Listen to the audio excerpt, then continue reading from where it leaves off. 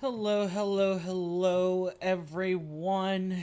Coin here, slash swirling vortex, slash Steven. You could call me any of those three things.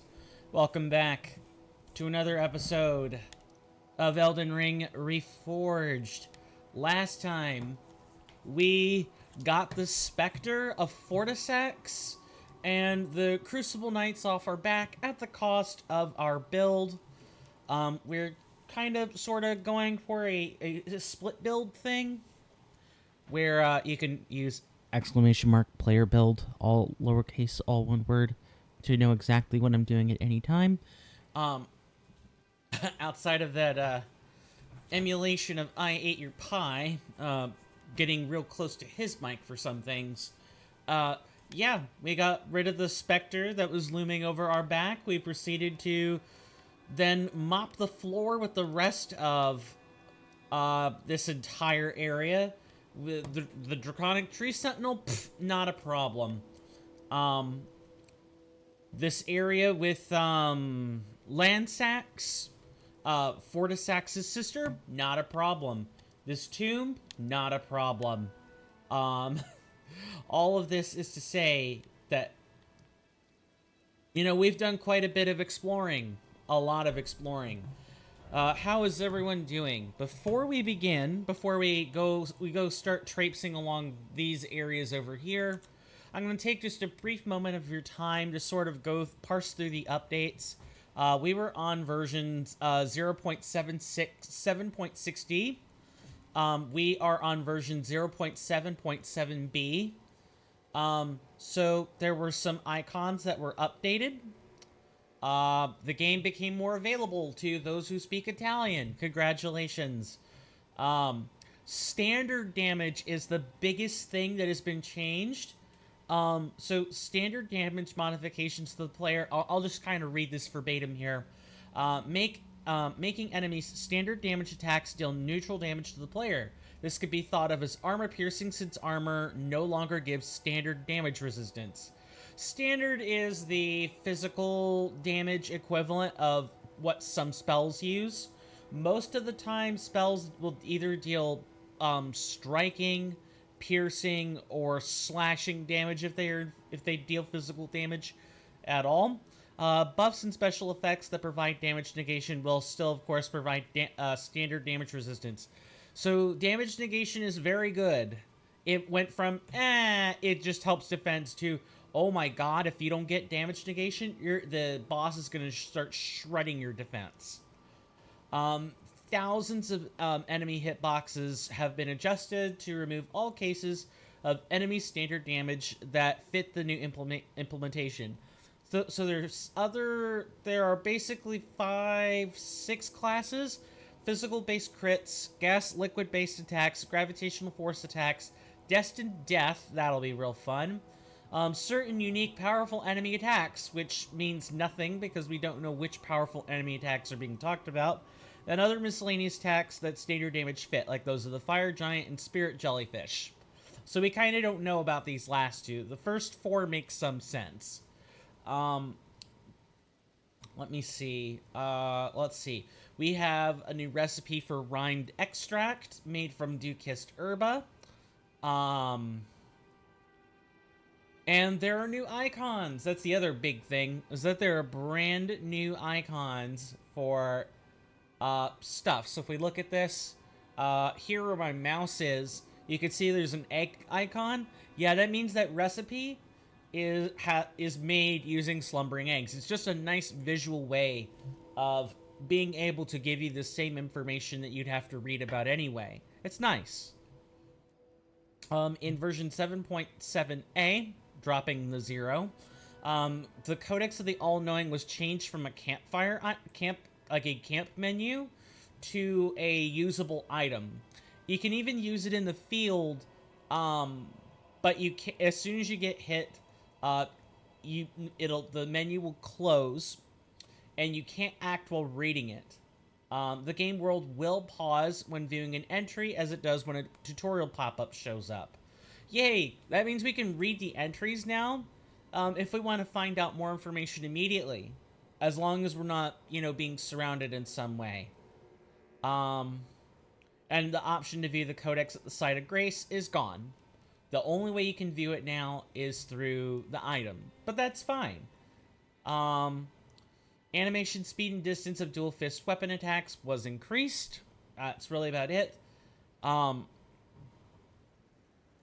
trying to remember if there was anything else. Guess not. So in version 7.7b, it's mostly fixes to the codex item, and like bug fixing stuff. In other words, stuff that's not really worthy of an update. But this is where we are now. Just double checking my discords to make sure nothing important was there. All right, without further ado, I'll now get into our game plan for today. Our game plan for today consists of touring through some of these other areas. Dominula Windmill Village is one of them. Before that, not just Dominula, but like this giant, I wouldn't really call it an Erd tree, but you'll soon see what it should be. But perhaps more importantly than that, we need to go over to the Erd Tree Gazing Hill. We need to check on our friend Millicent. She may or may not have something for us to do. And she should be there now. Just kind of... Yep, I already see her. So, our friend Millicent is on a journey. Still armless. That'll change over time. Hello, Millicent. Ah, we meet again. In truth, it's been smooth sailing for me. The scarlet rot has stilled since last we met. As such, I've been able to continue my journey. That's good. But rather vexingly, I realized that if I still had my sword arm, I could have aided you in battle. Okay, well, what can we do about that? Now I'm tracing the path Melania took after unleashing the power of the Scarlet Rot during her battle with General Radahn in the Caelid Wilds. I should like to meet her.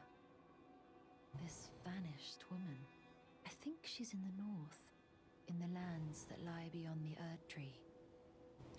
That's our clue that we're not getting there until after we've completed what is essentially the 2/3 of the way point of the game. Now, she's passed into the land. Yep. So she doesn't have a task for us, but she is more or less telling us, hey, you know, she is somewhere over here-ish. Yeah, somewhere over here. I kind of happen to know the area myself. I'm going to avoid spoiling it. Because, A, it's a place even I haven't been yet. Seeing as how I've completed less than half the game, most importantly. But also, you know, I'd like to keep a little bit of suspense for normal folk. That's what I'd like to do. So, what are we going to do now? We are going to go back up here. Back over to the Outer Wall Battleground. And we're going to start going to the Windmill Village of Dominula. Talking to Millicent is kind of important, because you could get her help with a fight up there. I'm not going to spoil said fight quite yet. I'll tell you when it's time to know. Most importantly, we need to make haste.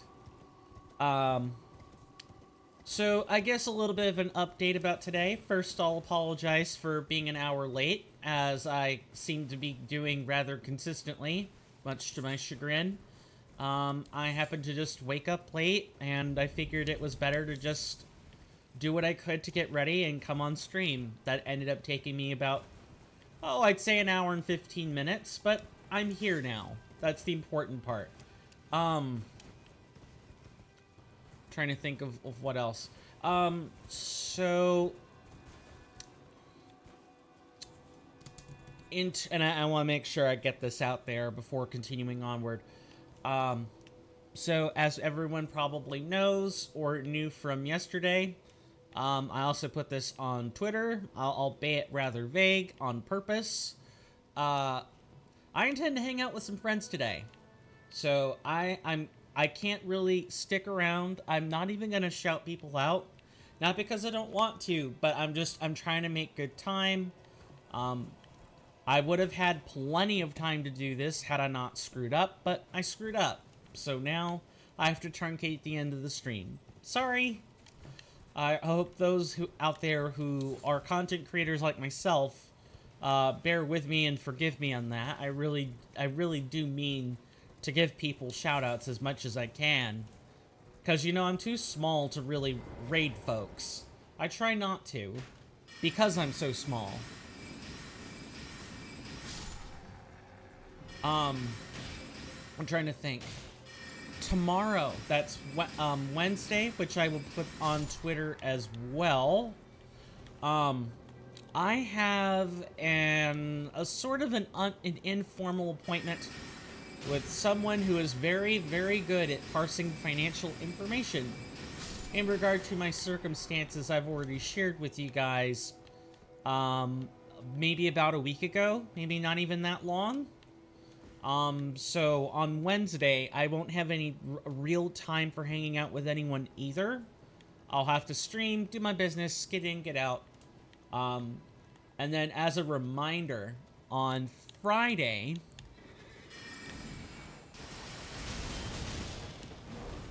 I have a house-sitting venture, or I have house-sitting for a client I need to take care of. And so as a result of having to do that, I won't really have time to sit around and hang out either. Just giving you guys heads up.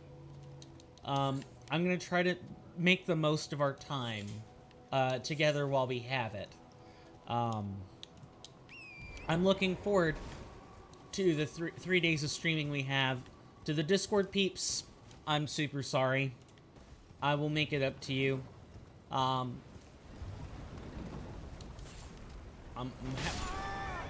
Wow, that was an instant one-shot. I had forgotten about that.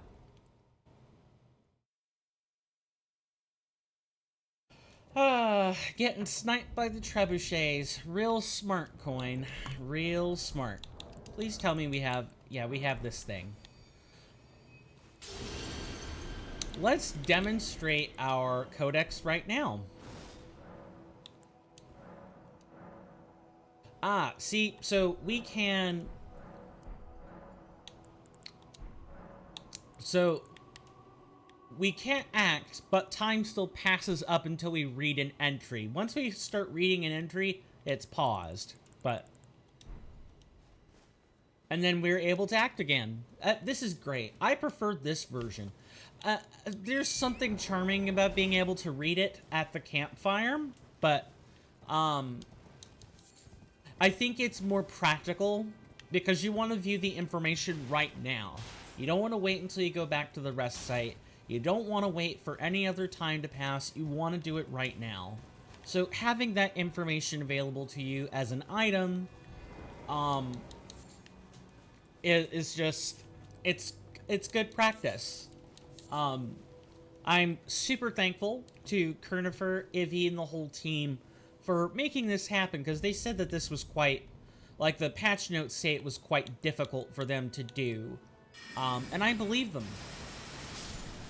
If your mod devs tell you that something is difficult, believe them.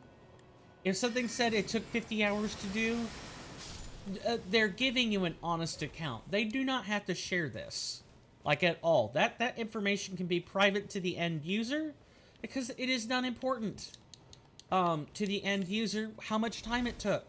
So if they're giving you a window into this process, be thankful. And I'm sure this was loads of work to do. I'm quite sure there were all kinds of mistakes one could make. From, you know, trying to get the item to work correctly. Everything in Elden Ring has to be, everything's got to be, reverse engineered out of nothing. Yes, you've got DS Anim Studio, which does help quite a bit, but even so, there are still limits. I don't think so. My sword's a little too quick for you. That's that, I guess. Really? It's up there? Okay. Okay, game. We can do this, I guess. I think that's probably the weirdest spot I've seen it put your death marker. I hope I'm gonna be able to retrieve that.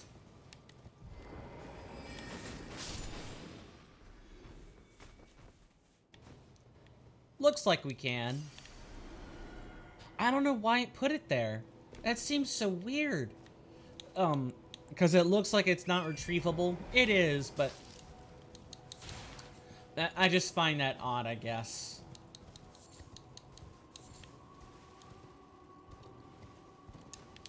So, welcome to Altus Plateau.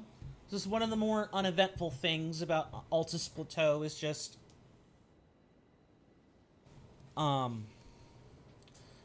gotta fix something. Hang on a minute.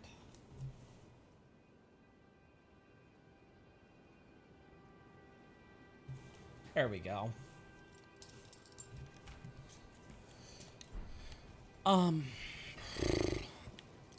Anyway. Wow, my commentary is god-awful. And that's fine with me. Look, folks, I do this as a hobby. I like being able to talk with you guys. I do. But I am definitely no professional. No matter how much I might dress like the consummate professional. Or how much I might, you know, talk about this streaming metric or that one. I'm really not a professional at all. I'm way too stiff for my own good. Like, my personality, uninteresting. And I'm more of the fair diplomat among my friends. I have a gift of gab like my dad does, but my dad's funny when he exercises his gift of gab. I'm not. I'm usually a listener. I understand people. That's where my gift comes in. That makes me an unfun person, along with, you know, just my upbringing and you know, my choice of words, lots of stuff. I'm definitely not the dude bro kind of person. I can say that sort of stuff, hence my just saying it right now, but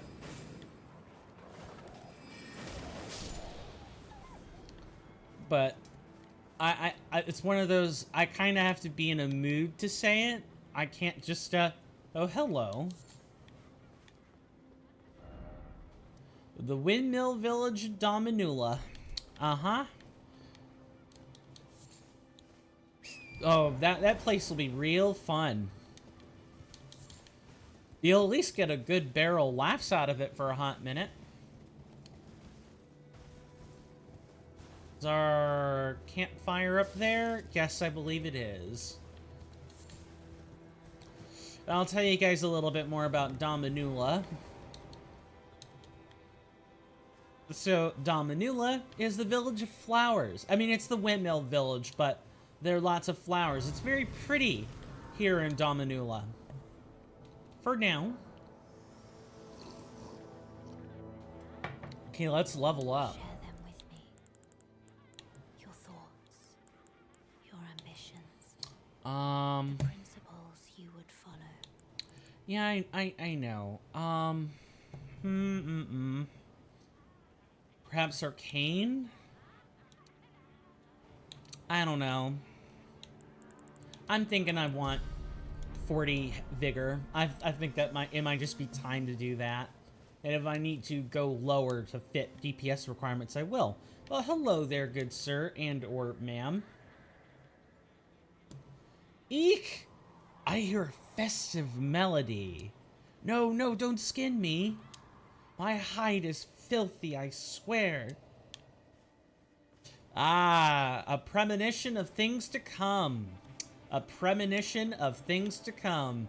Yes, these lovely ladies, these buxom bosoms, will have, God, did those words really leave my mouth? I guess they did.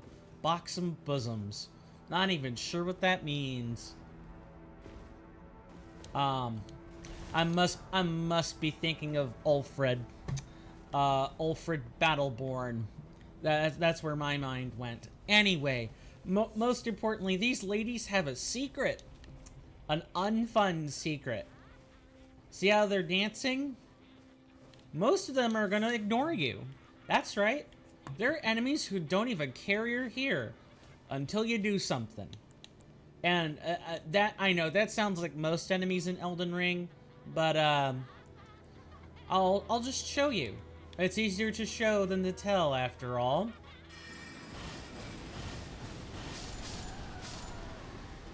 Dominula Dancer. I really hope I'm not butchering that. Speaking of butchering.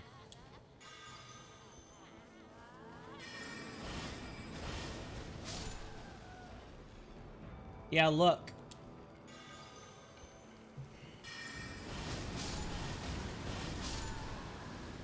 I thought that was a new one, I guess not.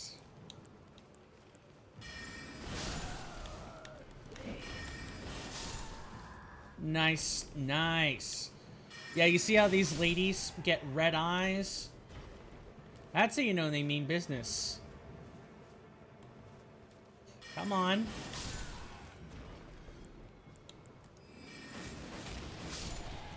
They have the, stamina of a peasant, meaning, they are really quite susceptible to just being rolled and bumped and bullied. As long as you're not dealing with one of the ones in blue hoods, you're okay. You're okay. Don't let them surround you. Use your area clearing spells. You'll be just fine. I promise. And of course in vanilla, the situation was a little bit worse. Mainly because you have to waste flasks on handling these lovely ladies. And here in ERR, we don't have to. And I suppose being around the middle of the hour, I should probably tell you about ERR. For those who are new here, Elden Ring Reforged is an overhaul mod. You can find them... Oh, hello. What do we have here? Celebrant Skull. That looked like a staff. I'm suspecting it probably ain't. Here it is. Large bludgeon decorated with flowers and many colored fabrics. Ceremonial tool used by the dancers during the festivities of Dominula Windmill Village. The striking end is a skull too large in size to be human. Grants trace amounts of runes on landing attacks. Wow, we have an FP farm weapon, or a rune farming weapon. That's insane. While I'm thinking about it, we should probably try to mix our extracts.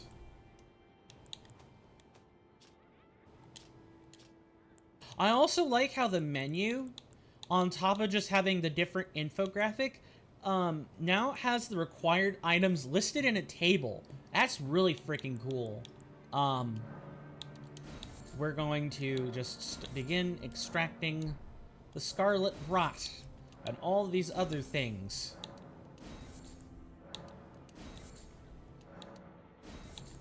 Yeah, I'm pretty grateful for everything we have. And then we have all this meat to process.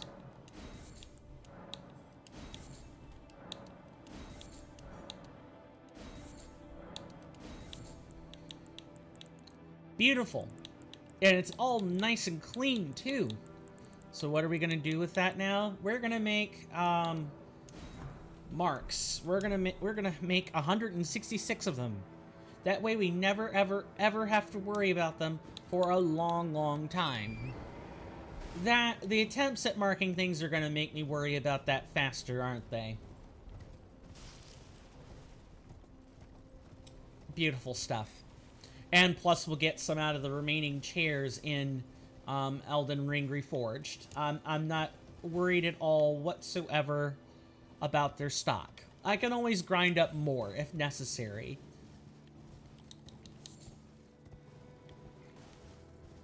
So here in Dominula, you're mostly going to be dealing with the lovely ladies. There are occasions where you're going to find the odd fellow rat or two, or you know, you're going to bump into a scarab or something, but for the most part, what you're dealing with here in Dominula are human enemies, like humanoid style enemies, like the ones up there.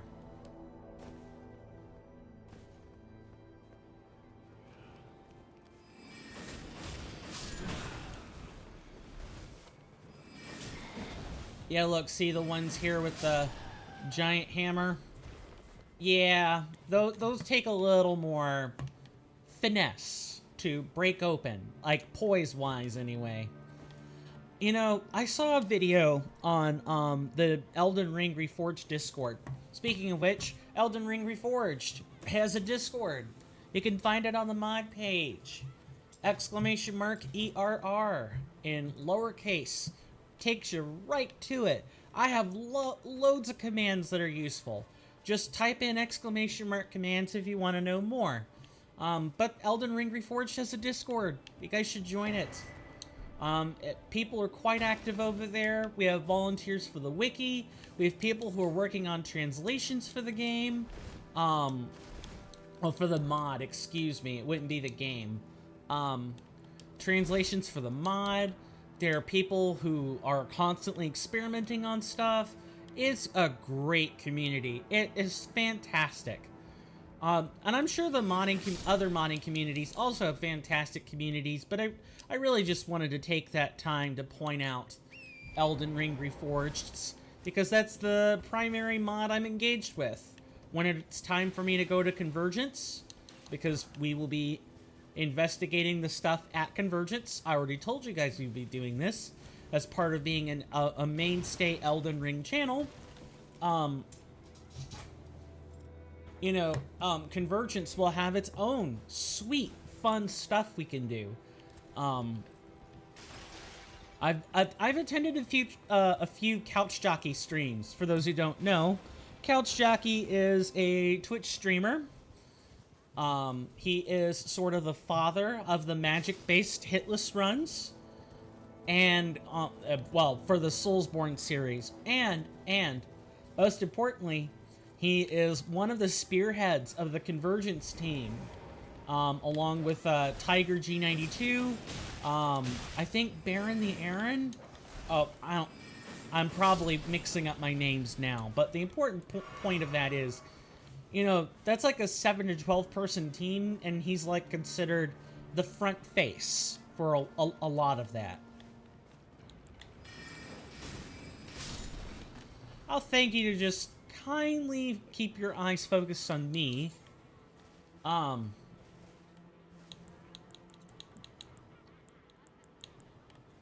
But yeah, I followed along some of the Convergence, like testing and, like demos and stuff. It's a really, really cool, mod, and I do hope I get to show that off for you guys, along with so many other things. Look, my personal life is fraught with ruin and is just very, very challenging at the moment, but I'm gonna do my best to try to keep content rolling for everyone. That's gonna be tough. I'm gonna be asked to make some personal sacrifices, and some of them I'm willing to make, some of them I'm not. Hanging out with my friends is probably not a sacrifice I'm gonna make. Just, I'm not. Oh, hello. Don't know which self-promotion channel that is, but I hope their stream goes well. I need to turn off the Discord overlay.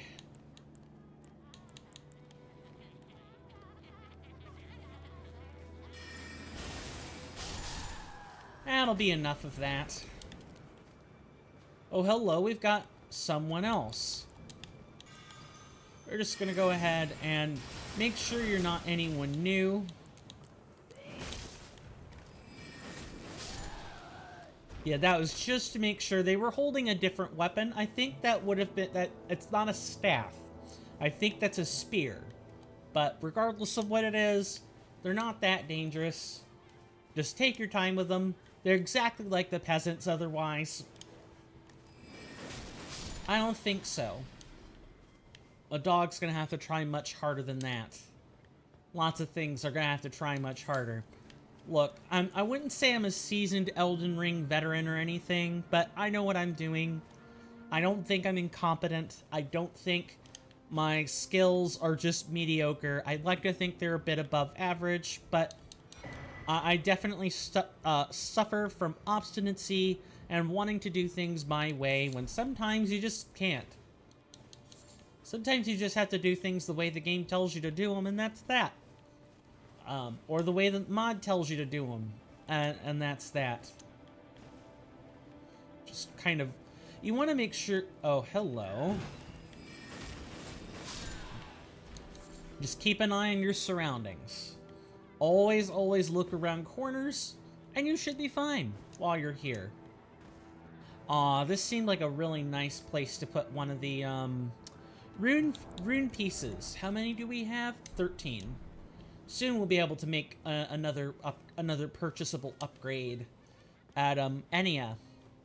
But, I think I started to explain what Elden Ring Reforged was, and then just didn't finish explaining for some weird reason. Because I got distracted with other talking points. Yeah, Elden Ring Reforged is an overhaul mod made by Kernifer, who receives help from Evidian and some other folks. And it is classed as an overhaul mod with immense quality of life changes, such as being able to duck or deflect things. There are way too many changes to list. There's so many things. We have new bosses. We have a crafting system. We have post-game system. There's just so much. Elden Ring Reforged. Oh, hello. Elden Ring Reforged is really, really cool. I'm super grateful to have found it. I was, eventually going to stream Elden Ring Vanilla, but I thought by the time I got to it, there'd be so many people already doing it. There's still so many people doing it. It's not funny. And so I was just gonna lose out on being, a novel Elden Ring streamer. I was gonna be generic streamer number 99. Or 599 or something like that. Elden Ring Reforged is a way of letting me stream this content to you, bring it to you. Like, give you the story of Elden Ring. While also being able to parse it through new items, new spells, new discoveries. It's a way to make something novel that was once mundane and repetitive. Or maybe not so much mundane, but at the very least, repetitive, tedious. Elden Ring is considered a very tedious game. There's lots of stuff to do. And, it's even more tedious when you consider the fact that in vanilla, you have to grind for every single thing you do. All of it. All the time. Is it up here where we have the summon sign? I forget exactly.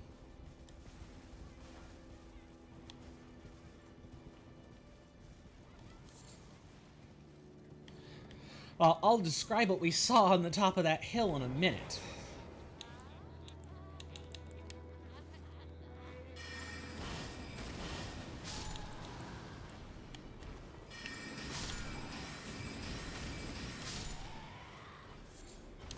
You lovely ladies. I wish I could have left you to your peace, but alas, I cannot. I cannot leave you to your peace, for you will be a danger to me when I'm fighting. Oh, hello, we got 2 rune pieces just right here. Isn't that swell? Now I think I'm trying to remember desperately where this summon sign is. Because you can summon Millicent for the fight. I forget whether it's below the hill or above the hill. Because look what we have across the horizon from us. That's right, we have a Godskin Apostle. They're just right there. Don't think too much of them. Why they're in Dominula, I have no idea.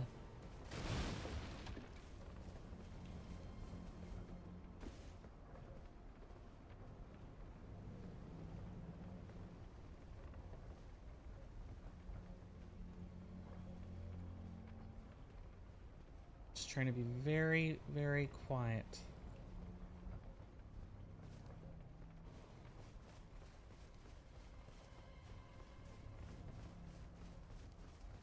And there's a reason I'm just kind of running past right now.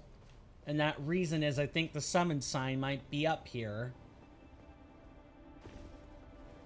Eventually that apostle will wander back this way, and we'll have to fight him if it comes to that. It isn't ultimately the summon sign isn't necessary to fight the Godskin Apostle. In fact, I'm beginning to suspect I've just missed it altogether.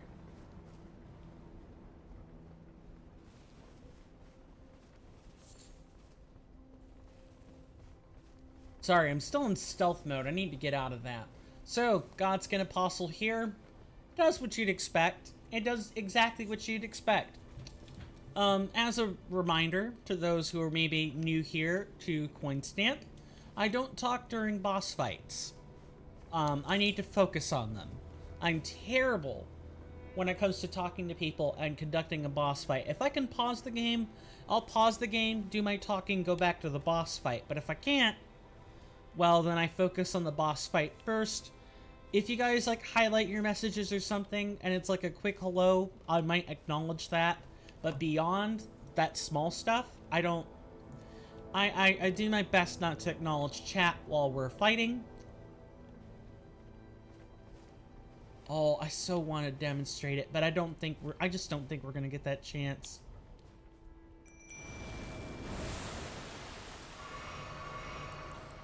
So instead, what I think I'm going to do is just go for the Death Rancor.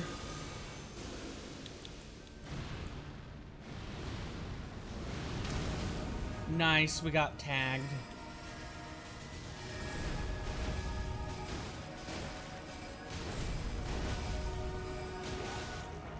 That should get him into phase 2.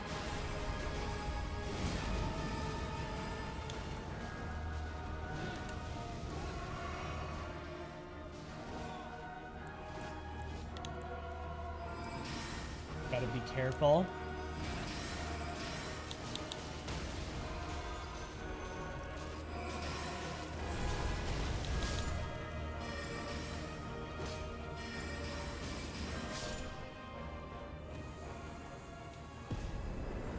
I didn't take too much effort. See, the Mimic tier is good if it's not being DPS down to complete insanity.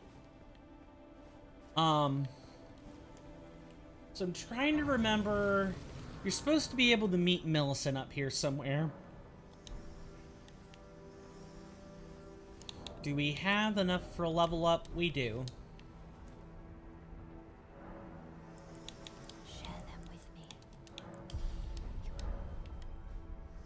Because being able to more reasonably get out our summon is going to be pretty important. Our nice Mimic tier. We want to be able to do that. Now, where on earth is she? I don't want to miss this dialogue, because if I do miss it, I'm not going to be able to I'm going to have to try to show that off in a New Game Plus. And that's not going to be very fun for either of us. Might have to, though. Might have to. Yeah, I think I forgot to do something. Let's go back and see if Millicent is still here. If she is, then you just miss that little tiny bit of dialogue. Mostly, you just see her standing there over the precipice, and not too much beyond that.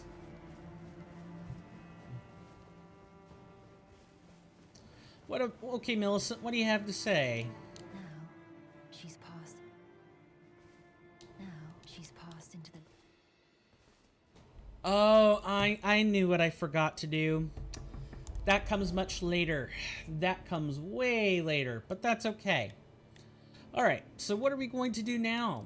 You might be asking. Before we have a lot we need to parse through and do. What we're going to do now is we're going to head down into this area. I want to show you guys what that land looks like. It's a very different place. You guys, I want you guys to have this picture in your head of Altus Plateau, this sunny place with, you know, golden plains and fields of wheat. And, you know, it might be war ravaged, it might have craters in it, but it's an otherwise nice place. When we get down to the bottom of this hill and into this sort of canyon area, you're gonna see how much less nice it is. Because that's the contrast I want to be able to paint for you, is it's a different place down here at the bottom. Oh, and look, Dominula extends here as well.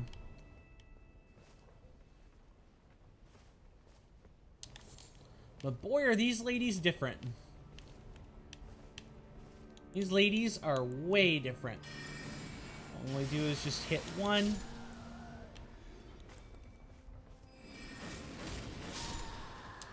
I'm not gonna let you ladies lie in wait to kill me.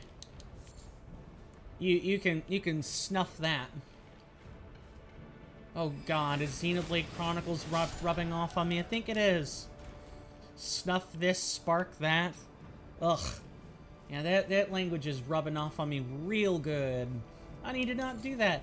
Xenoblade Chronicles 3 is another game I want to bring to the channel at some point. Just because Xenoblade Chronicles 3 has a ton of fun stuff to do, and if you... there isn't too much anime-ish weirdness to it. It's not like Xenoblade Chronicles 2, where it was like... it was a completely different art style. Well, I mean, it's the same art style as 2, but, like, when that art style arrived, it was telling a different story. Xenoblade Chronicles 2 is very much boy meets girl, saves world. That's kind of what it is. Xenoblade Chronicles 3 is just a different tint than that. It just doesn't tell the same story. And I think that's good. If you're gonna have the same art, but have, like, graphical upgrades and well, if you're gonna have the same art, but different gameplay or improved gameplay, then, it would behoove you to tell a different story. And I'm gonna enjoy bringing that to you when it comes, because boy, are there some really, really deep and profound subjects we could talk about in Xenoblade Chronicles, unlike all these other RPG games. In Elden Ring, I wouldn't say there's not a story to talk about. There most certainly is. I could sit here and talk about, you know, what the Kingdom of Leyndell looked like. Like, because this was an empire, right, that fell.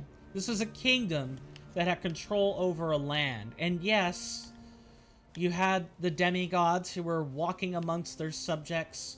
You had people like Renala and Radagon get married and exchange gifts between houses. Like, you have all this cool culture that ultimately ends up serving as just a backdrop, right? It serves as a backdrop for the story, so that the reason why everything attacks you and why the world is in such dire straits, why it needs to be changed, is apparent. Like, those are profound things, but they're profound in a more philosophical sense, right? Like, what is the philosophy of holding one's cards to one's chest and leading their people with something of an iron fist? Why there are different, like, caste systems for different groups of people? You can ask those kinds of questions. But with Xenoblade Chronicles, you're often asking the more, I would argue it's a way more philosophical tint to it. You're arguing, you know, why do people do the things they do, right? You're wondering, why does evil exist? Why do people not get along with one another? Why is there all this fighting, this arguing over resources? Why? It's like it's the profound humanist sort of questions, like the humanitarian questions. I guess that's what I should say. It's a humanitarian set of questions you ask yourself, and you ask them for every single iteration of, really, from Xenogears going onward. Like, there's always that sort of metacognitive, real-world examination of why people do what they do and what motivates people to do evil or otherwise ruthless things. Is it a case of one's own love for their own countrymen has soured them, corrupted them to make their decisions? Or is it just a simple case of people being greedy, wanting more?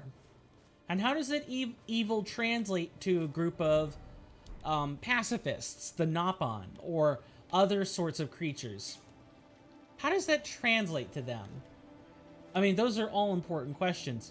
Now, we're here at the bottom of the valley. It's still kind of a... I would describe this as being in sort of the underboughs of Altus Plateau. You guys hear all that hacking and coughing, right? We're about to meet a very different group of people.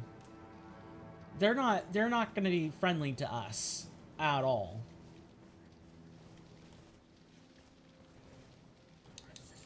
Very unfriendly.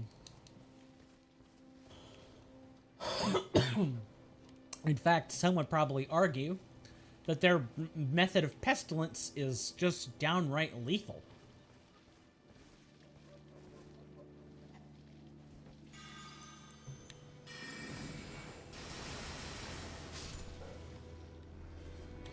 And of course, to go make room with all of these, you know, hackers and coffers, you also have worm slugs, which spew deathblight everywhere. And they're known as the wood folk. Gotta be very careful. Look, they're hacking it up. They even damaged the wood slugs around them.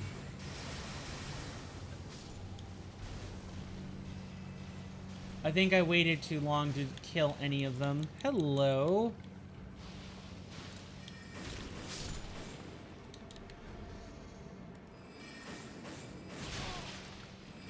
Well, okay, at least that is only like spit and stuff. I can work with that. What is with all this? Why is it suddenly too thick for walking? It's not like... Oh, it's because I'm being bogged down. That's why. Yeah, I'm all gooped up.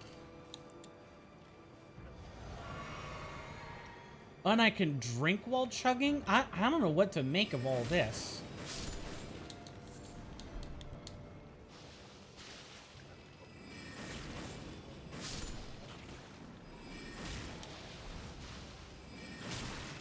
Okay, as long as I'm not being spat on, I'm good.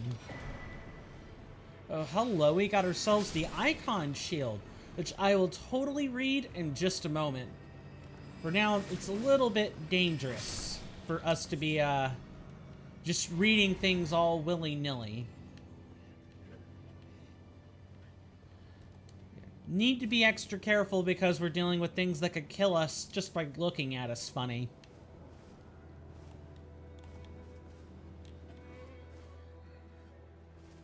And the hacking is all around us, everywhere, all at once.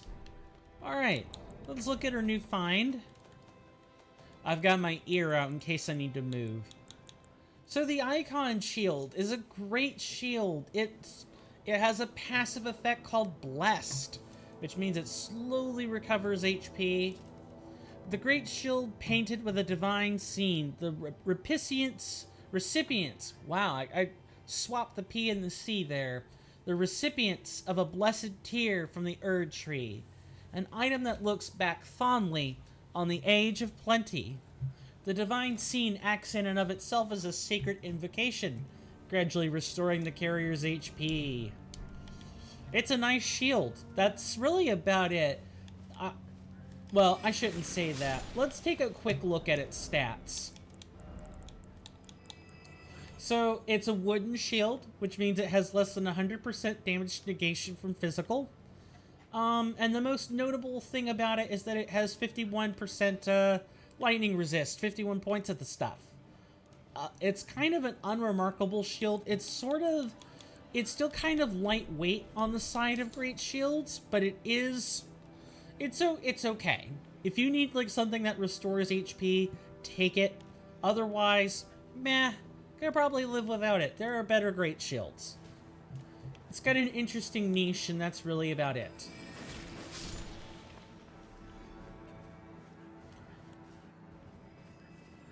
So with this, I want to be a little bit careful that we aren't, you know, going AFK in random places. Speaking of not going AFK in random places, it's just 2 charges ought to finish this. There we go, we got ourselves the worm face entry. Nice. Jeez. 4 strikes for a whole worm slug.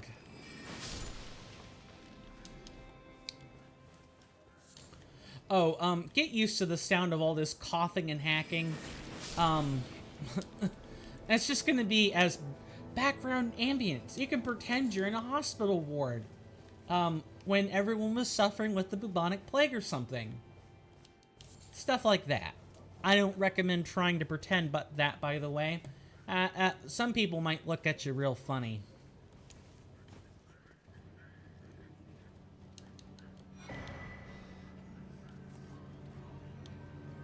Oh, I'm forgetting. Is that a different worm face?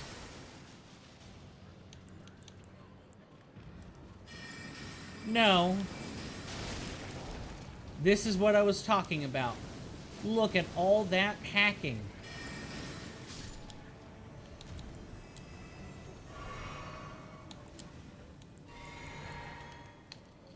Yeah, that stuff's very dangerous. For those who maybe are not quite sure why I'm treating Deathblight with such sacred reverence, it's because in Elden Ring Reforged, Deathblight takes away your runes. And by takes away your runes, I don't just mean kills you and puts them in the mark. No, no, no, no, no. I mean, when you go and recover your death marker, there are no runes for you to get. They set them to 0. They consume them completely. Utterly. Just totally. Gone. And I don't like that. No one does. Yeah, your runes are just perma-deleted. So take them very seriously. Take Deathblight very seriously.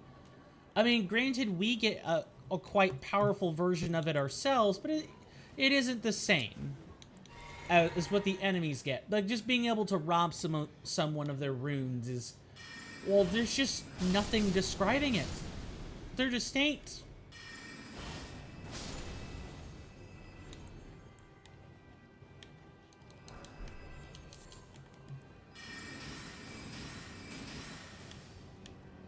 Gotta be real careful. As long as we're dealing with worm slugs, we're fine. But a worm faces usually have grab attacks, and they usually blight their victims when the grab attack concludes. Even if you're mashing left and right trigger or A and B, even if you're mashing all that, you're still not getting out without getting blighted. And as I've already described, Deathblight says goodbye to your runes, and they never happened. You never got them. So I want to be very aware of what I'm doing, where I'm doing it, and how I'm doing it, and how we're moving about this place at all times. Not much else to say other than that.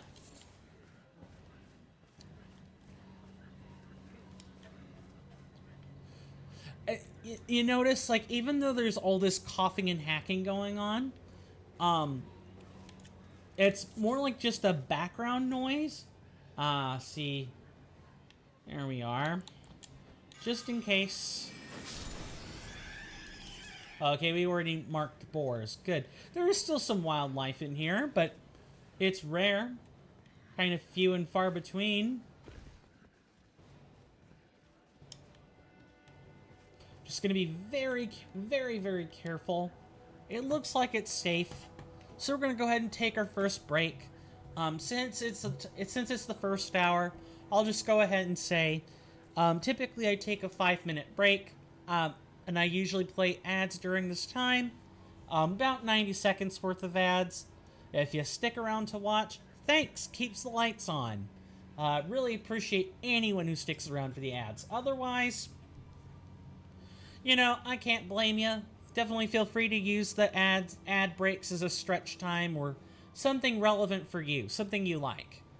And I'll see you guys after this short commercial 5-minute break.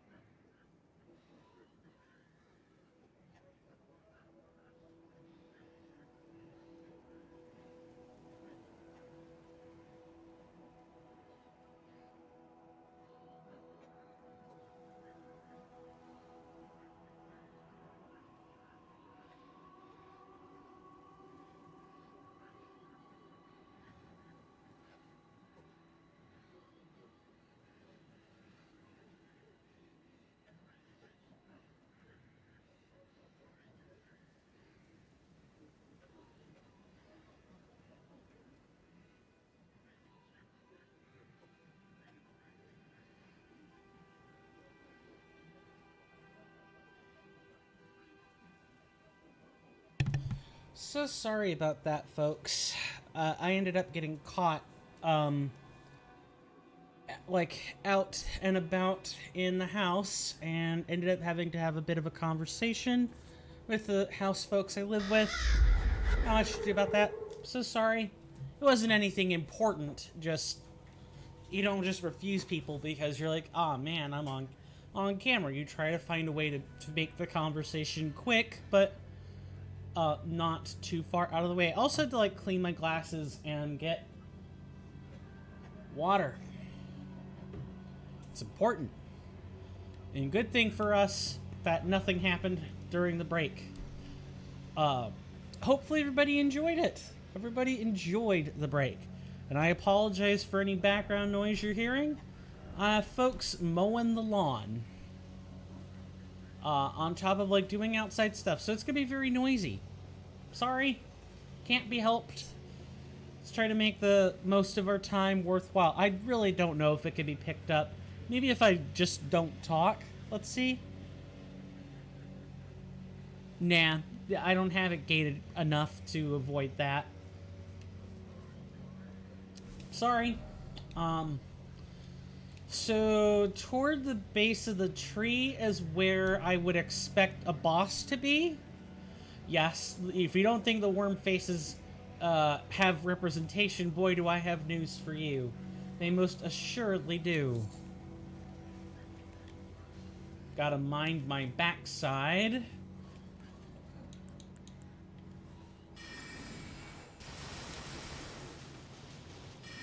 One, two, three, four.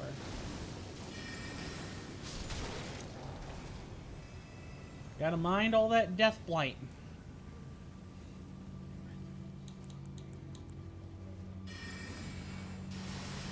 Probably not.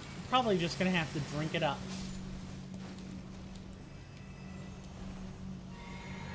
It's really not too bad. The worst is probably if there's like 3 or more worm faces. That could kind of be a big issue. It already kind of is. 1, 2, drink. Then she'll have to take 2 drinks, or else get super close to a worm face.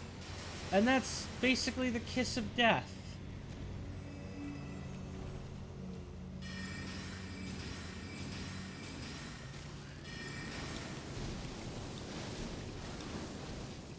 Yeah, look at that.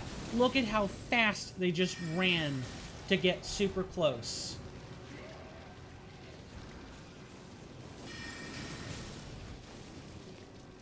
Yeah, the worm when I discovered that worm faces could sprint like that, that freaked me to hell out. Sorry. Excuse my French. They can wield that giant stick too.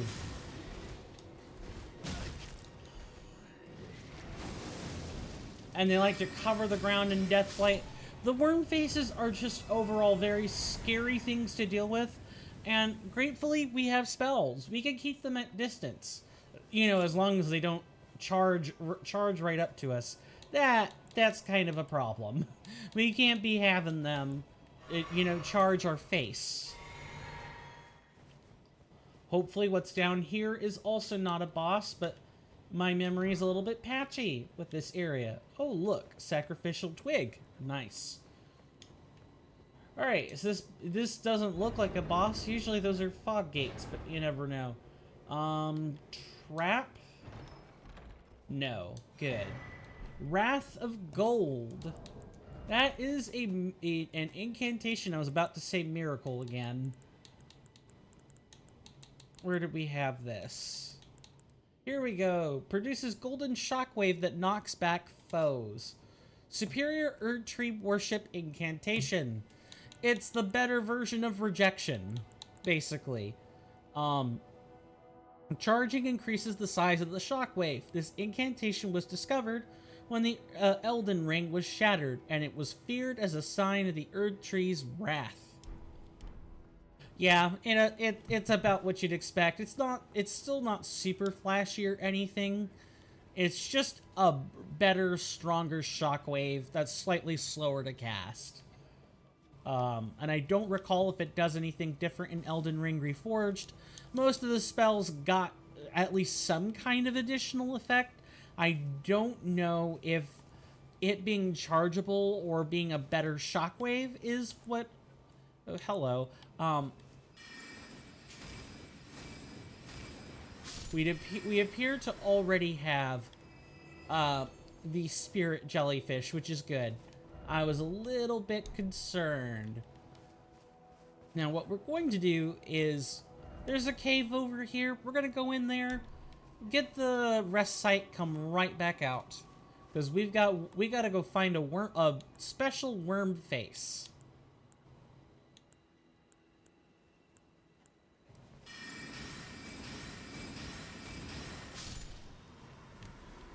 That is more or less what we're trying to do.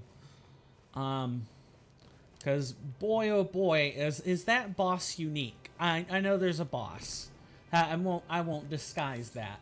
I'm really bad at trying to cover that stuff up anyway. So yes, there's a boss. There's a giant worm face.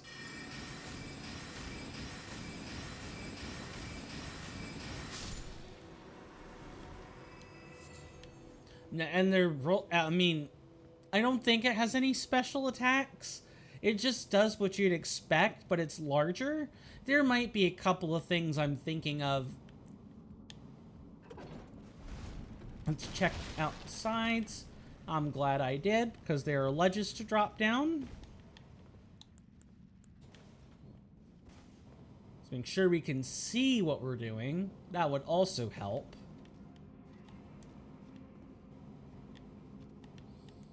This one is a jump, I think. Yep, sure was. It's a jump. I'm glad I took it.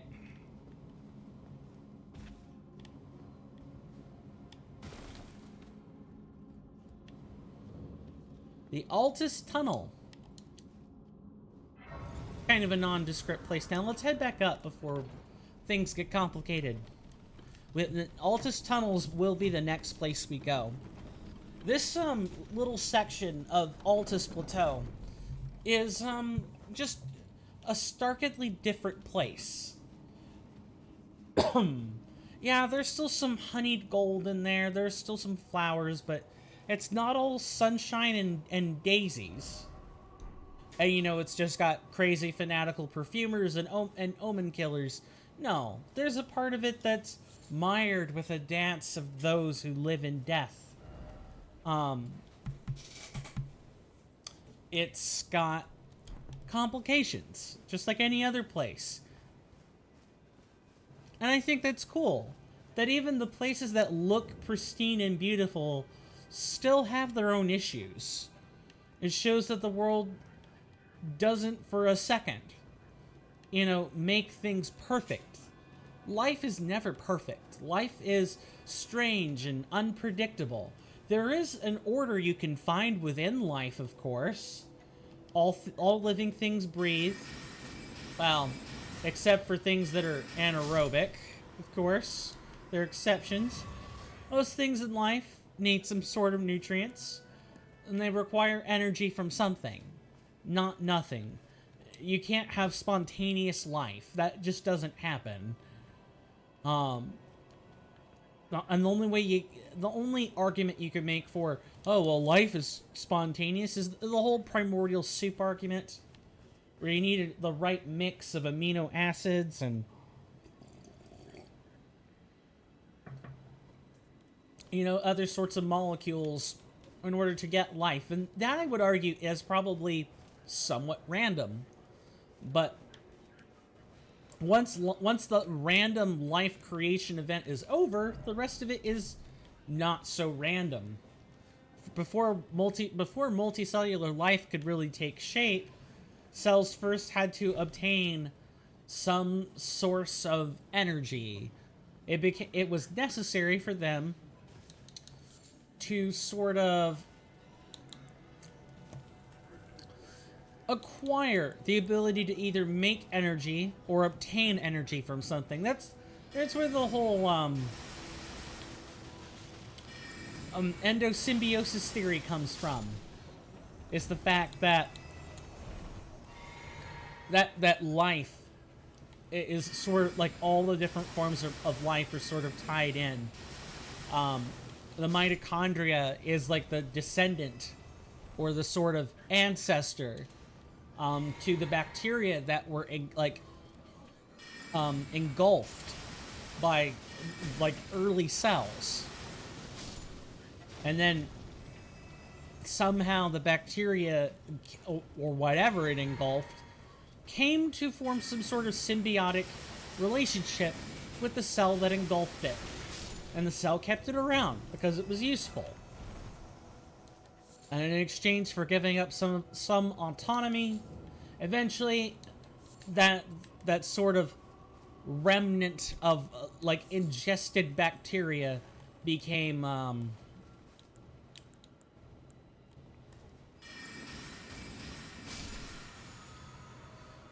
ended up becoming the mitochondrion we have today. Now the same story is true for chloroplasts. There were cyanobacteria that were likely just ingested by a cell, and those cells kept it around because it was useful, and that the cyanobacteria that they ingested turns out could convert some energy on its own just by being charged with sunlight, and that became the chloroplast is said to have descended from that, to have been morphed into that over time. Not much more to say really than that. It's cool that random events like the chaos, the unpredictability is what gives rise to new life. But once that chaos has passed, what you're left with is an ordered structure that morphs and changes over time in order to match and suit the surroundings.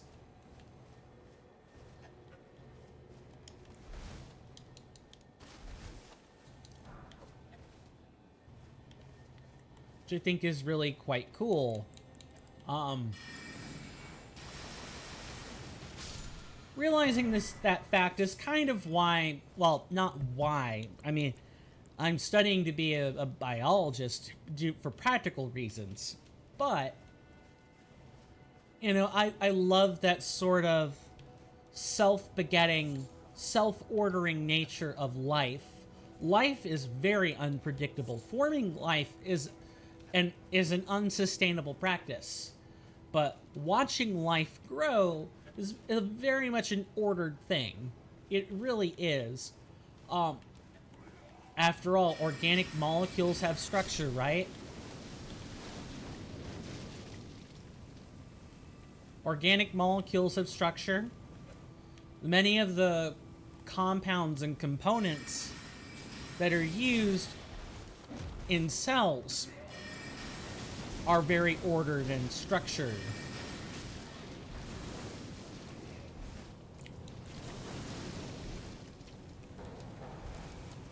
Gotta mind where I currently am. That's not smart.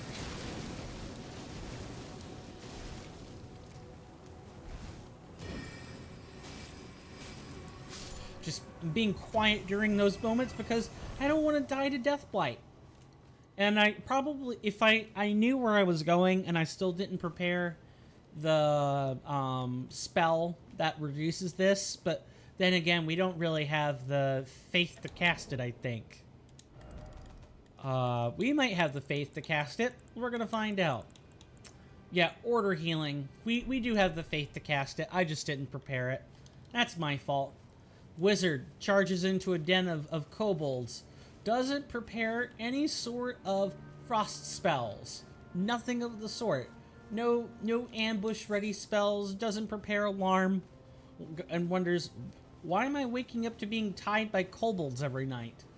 Why am I only managing to scrape by with near misses each night? Well, that's why you don't prepare your spells properly.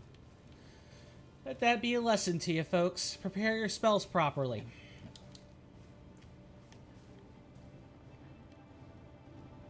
I don't like the fact that we can summon right now. That most assuredly means the bigger boss is somewhere nearby.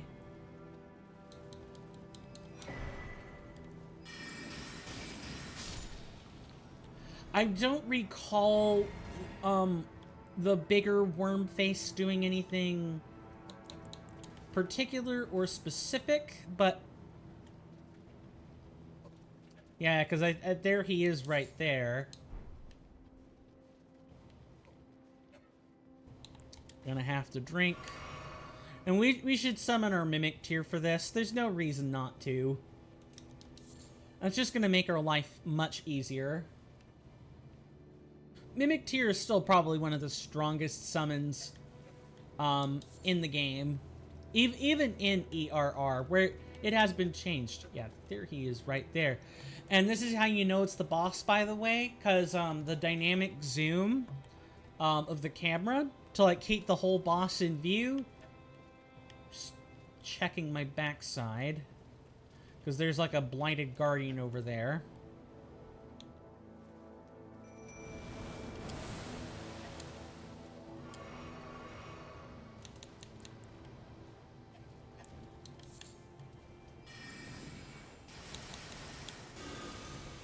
Yep, there's the giant worm face.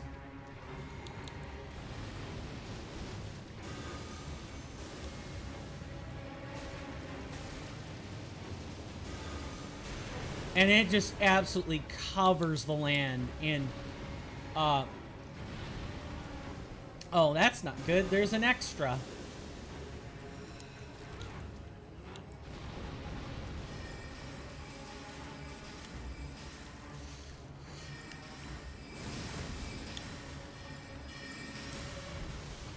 Let's try to handle this quickly.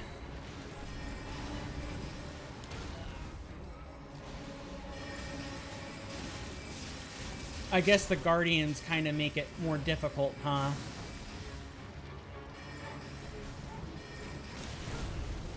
Wow, this guy is just shredding him. Yeah, our Mimic Tier is gone.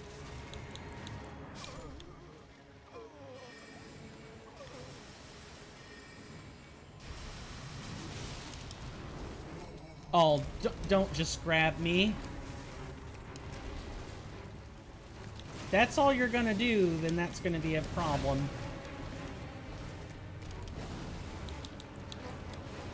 Gotta mind where he is. He can also just, like, fling the dust.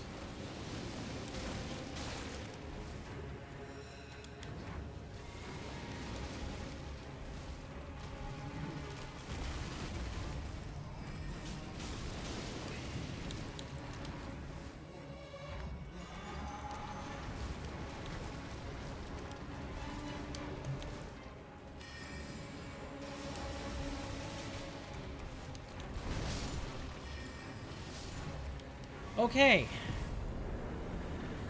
Oh. That was a rough boss fight. I never liked dealing with Wormface. Not because I think Wormface is particularly that difficult. It's because I think Wormface is one of those bosses that if you're not careful, you'll end up pulling a whole bunch of extra stuff. Even just engaging on it where it sits is a risk. Because you just don't know. If you could have cleared out the... I wouldn't say the whole area. There were a couple of Guardians just by his feet. But you could have cleared out some of the Guardians. It just would have been extra work. And you could have been dealing with extra worm faces in the meantime. It's just not good. And I guess this is a minor Erd tree. I didn't even think about it. I said I wouldn't call it a minor Erd tree or anything.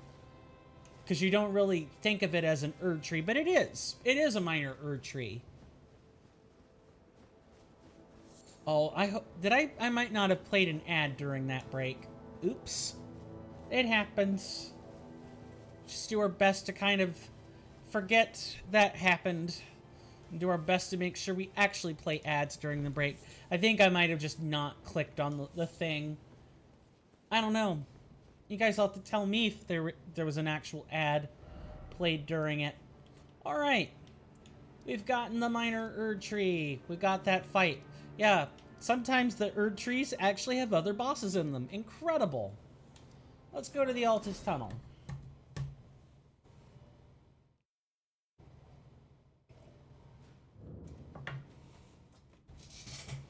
I will remind folks that if you want to engage with me in a personal way, you know, like, oh, this streamer, what kind of channel point rewards do they have?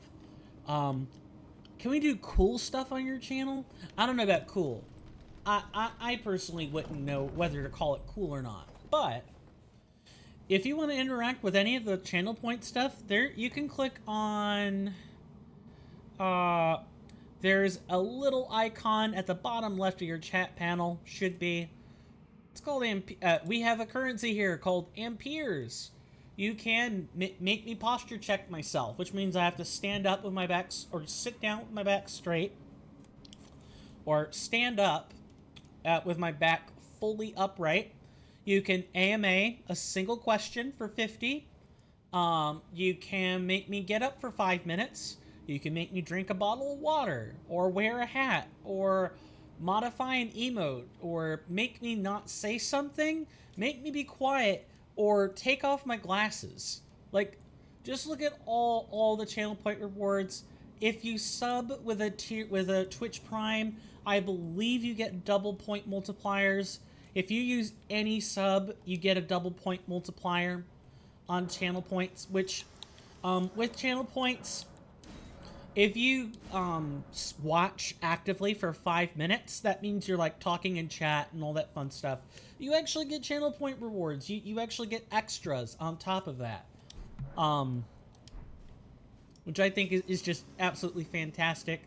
You know, never mind the fact that when you're subbing, you get 6 emotes or something crazy like that. Never mind that gets you Discord access.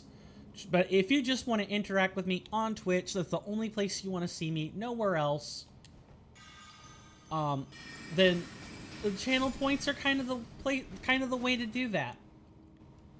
Try them out. I have them there for a reason. If I didn't want you to use them, I would have just not used the feature at all. Hello.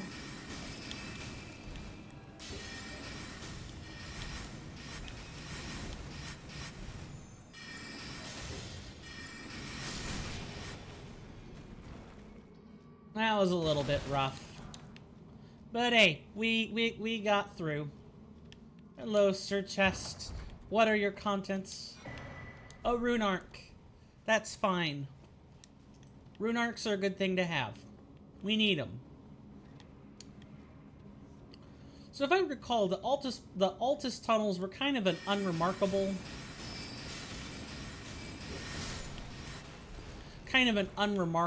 place. I think you fight some boss you fought before. I could be wrong. Oh, hello, crystal snakes. Snails.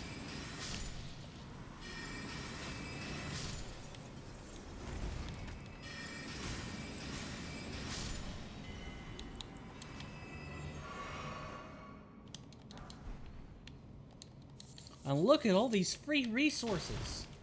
But in all seriousness, just check out the channel point rewards. I will make a video eventually, when I get around to it, that, you know, showcases some channel features. You're like, I'm a new user, I just want to see, I don't want just your words, I want a picture, I want a video, show me what you're talking about. Because some people have me on mute. Some people have all their streams on mute. Or have all their streams and don't look at the video. Like, having the audio and video descriptions of everything works best. For catching as many people as possible. I have commands in case people are actually in chat. I try to have all my bases covered, but I can't force people to use the channel point rewards. If they just sit there and look pretty, that's fine. You know what? I can play the game in relative peace and safety, knowing that people are just going to watch me for me. But if you want to interact with me and you want me to see your message more than I already do, you want me to make sure I'm giving you special attention, the channel points are how you do this. Um, and that's kind of where I'm gonna leave. Oh boy.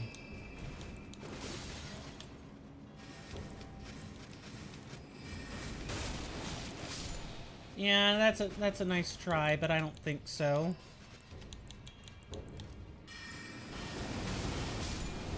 Kind of minding the back because I know I saw. Yeah, I thought I saw that avian knight over there, the marionette soldier.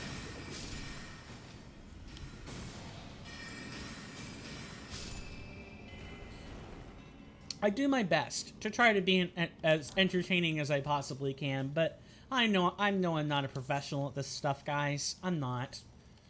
I'm definitely am not the person for witty one-line dialogue. I'm not the person that, what's up, guys? My name is so and so, and welcome to my stream. I don't do that stuff.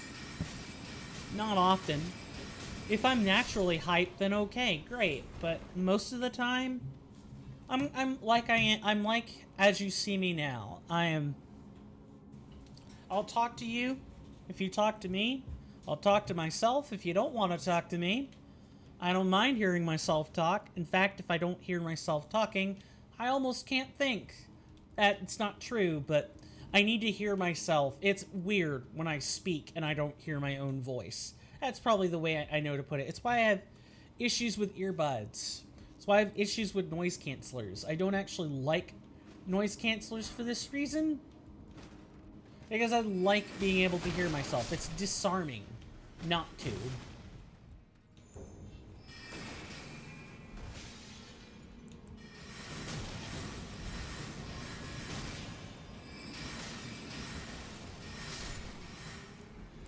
Oh, that was close. They appear to be guarding something. The question is, what? Arteria leaves, which make rare alchemics. Or rare materials for crafting. I mean, they are a rare material, but they also make special alchemics through mixing and stuff. All right, how did I do this before? So we had... Did we kill stuff? Am I heading back? See, even though I've been to some of these places, I have been to the Altus tunnels once. It's easy to get mixed up and lost. It's very easy to get mixed up and lost. Whenever you're in here, that is. You can get turned around despite... Oh, hello. See that, that pathway up there? Might be another pathway as well. That actually belonged to, like, a sister dungeon. Let me see if we were here before. Yeah, the Perfumer's Grotto. We're on the other side of that now. Isn't that just awesome? We're on the other side of that, and I believe we can head up to the top portion of that.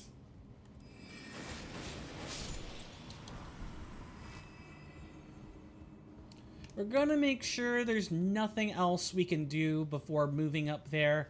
Actually, wait a minute. No, I remember that being just an item, and then you can just sort of drop down. Alright. Oh, there's like a drop down as well? Maybe not. We're gonna find out together. Ha!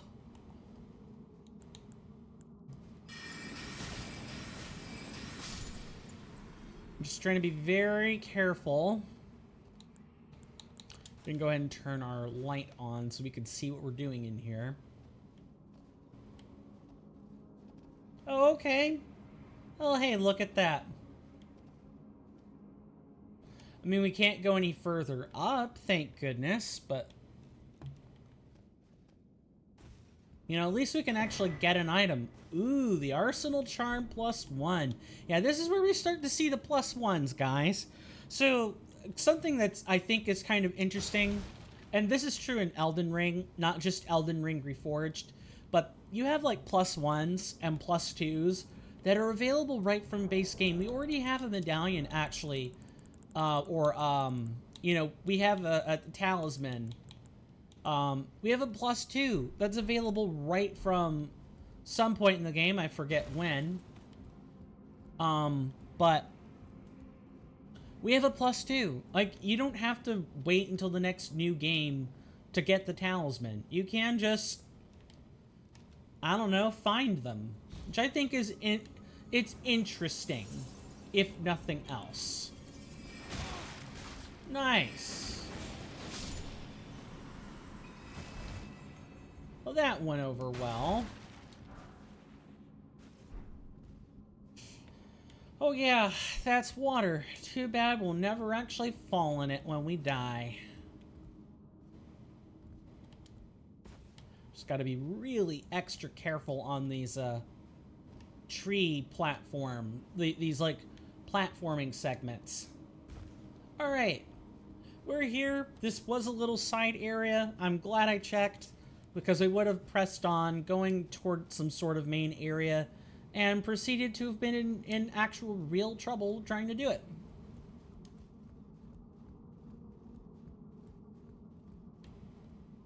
And then we had that item, we had the Arteria leaves up there, so we should just be able to go this way. Yep, we're greeted by new enemies immediately. Snake Snail. Wow, what is this? Fallout New Vegas? That's another series I want to bring. There are just so many cool action RPGs I want to bring to you guys. It's not funny. And I have like mod related ideas for all of them. Absolutely all of them. Because I think mods are cool and deserve more attention, okay? No, I'm getting a little over facetious. I really like mods. If you couldn't tell, I love taking an experience a game offers you and managing to just do something completely different and unexpected with it. When it comes to Fallout New Vegas, and Fallout 3 for that matter, I actually have a mod package in mind called the Capital Punishment. I'm waiting for the extra version to come out with it. How are you supposed to get that, by the way? There's a rune piece up there. I want it. But Capital Punishment is a mod pack that you get from Wabajack. And I'm part of the server that has, like, Dungeons and Deidre and Nostalgia. That's the strict Fallout New Vegas package. What was I going to say? I just blanked on what I was going to say. Right. The Capital Wasteland. It's based on A Tale of Two Wastelands, which is really kind of cool. Tale of Two Wastelands remakes Fallout 3 in Fallout New Vegas' engine. What the heck? I'm having issues, man, getting this. Do I have to, like, strip? I might have to strip.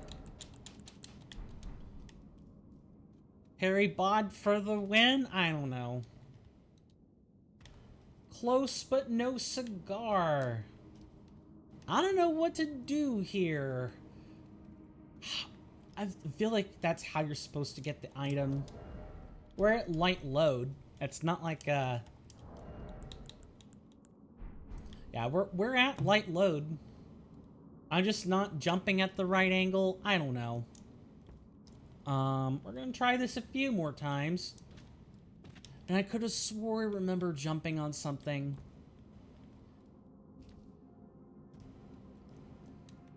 If you're not sure, you can always try adjusting your equipment load. Okay. Ah, I had it. And then I screwed it up. Definitely the way is just, like, to find a, to, like, get up on the top of that. The question is, how? It's like, I got there once, and now I'll never get there again. No, I had it. I should have just stopped moving.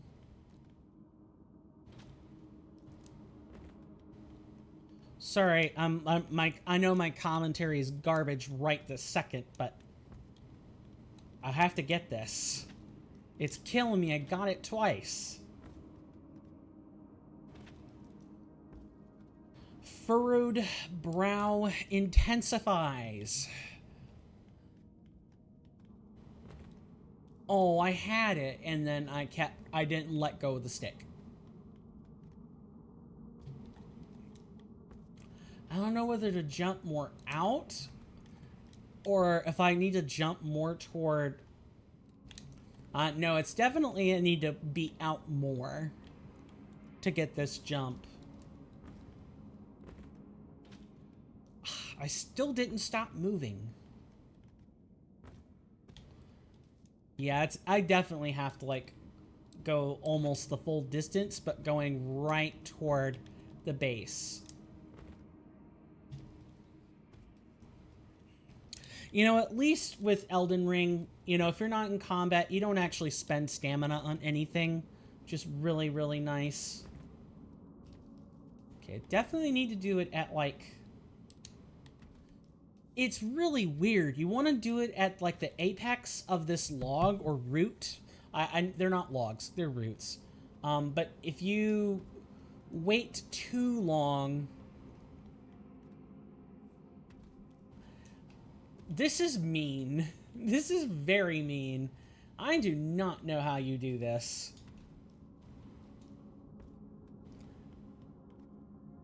Oh, I'm gonna have to clip this.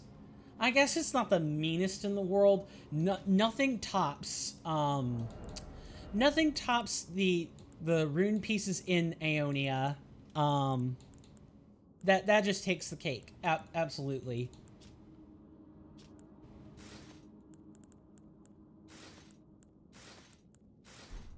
I guess we're not having it. Yeah, and the load doesn't really make that much difference. So, do we get to see what's in here? It looks like a crystallian pair. Yeah, that's exactly what this looks like. We know the deal with these crystallians. We're gonna come in and do business. I'll see you guys on the other side of this boss fight. Although it shouldn't be that hard.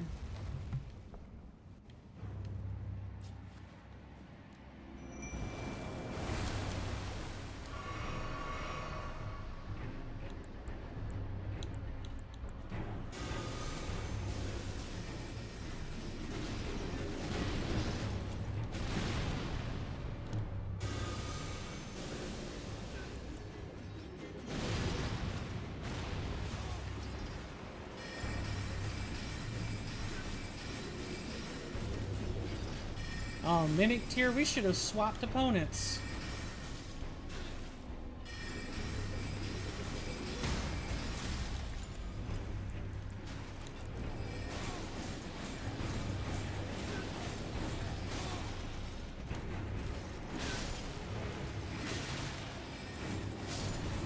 Alright, that leaves us with Spear Dude, and Spear Dude is fine.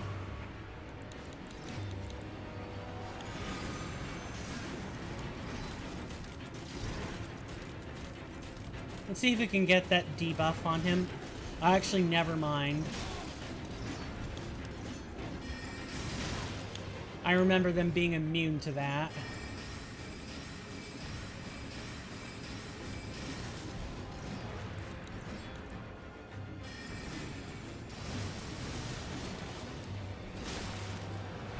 Pay attention.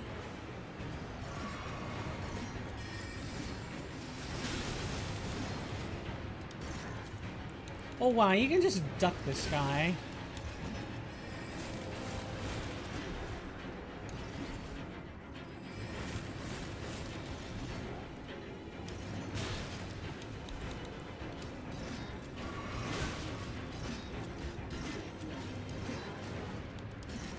Wow.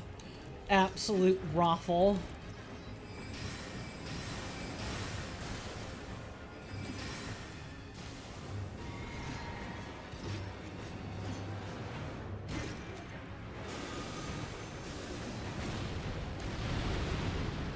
Oh, come on then, show me what you're made of.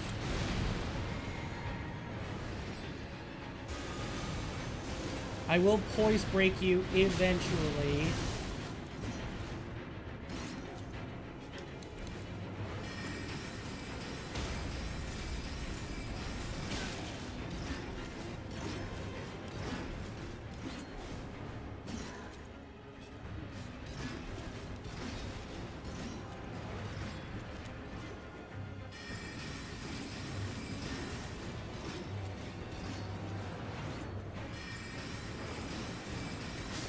Goodbye.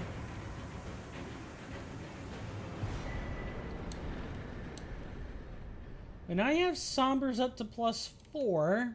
But that doesn't really mean anything, does it? Most of our weapons require Somber 10s. We'll eventually get, like, I think up to +8. Yeah, up to +8, I'm fairly sure, and then we don't really have much of a leg to stand on. We're like on our own. We're limited by finite resources. All right, let's go up to the surface.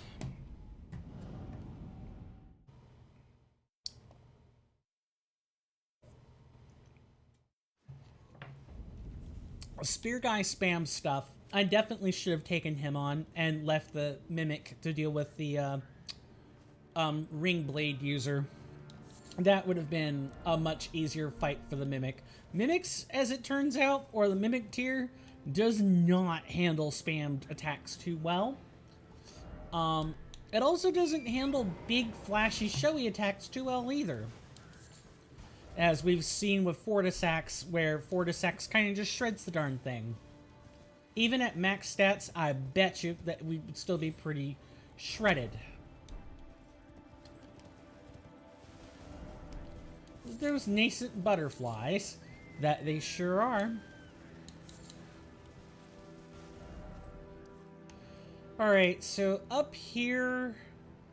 I don't know about this area. I think I recall us having already looted it. I know we went to the Writhe-Blood Ruins as well. It's mainly what's going to be beyond this patch of forest here. Don't worry, as always, I'll try to have a map when we get ready to do the Altus Plateau cleanup.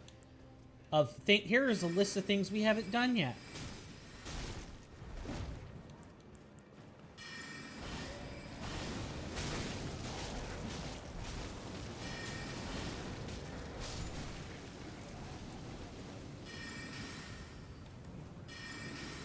There we go.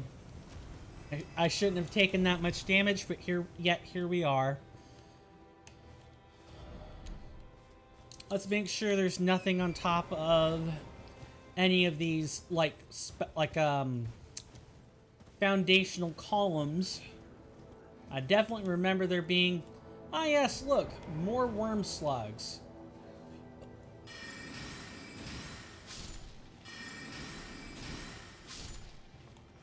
And there's 2 more. Beautiful. Absolutely perfect. In every possible way. Fantastic. I don't think... Oh, never mind. Hello, sir. Are you ready to get chilled out? And hey, we didn't even lose that much FP off of it. Cool.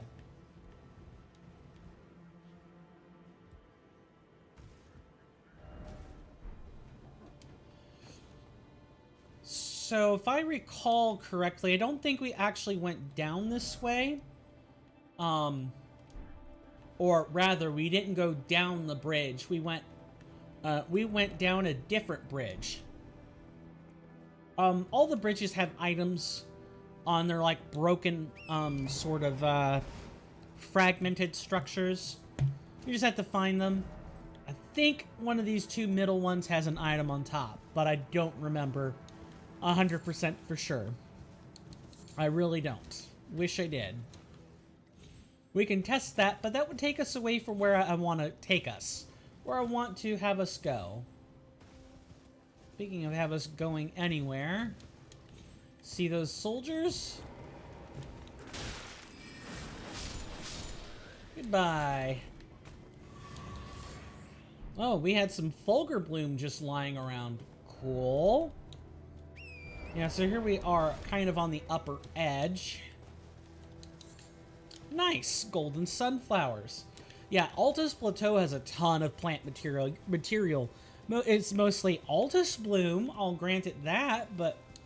I mean, Altus Bloom is still useful. Can't make any aromatics without Altus Bloom. Or, you know, the powder that is produced from the Altus Blooms. Speaking of which, that's gonna be We go back up here. Where did I spot it?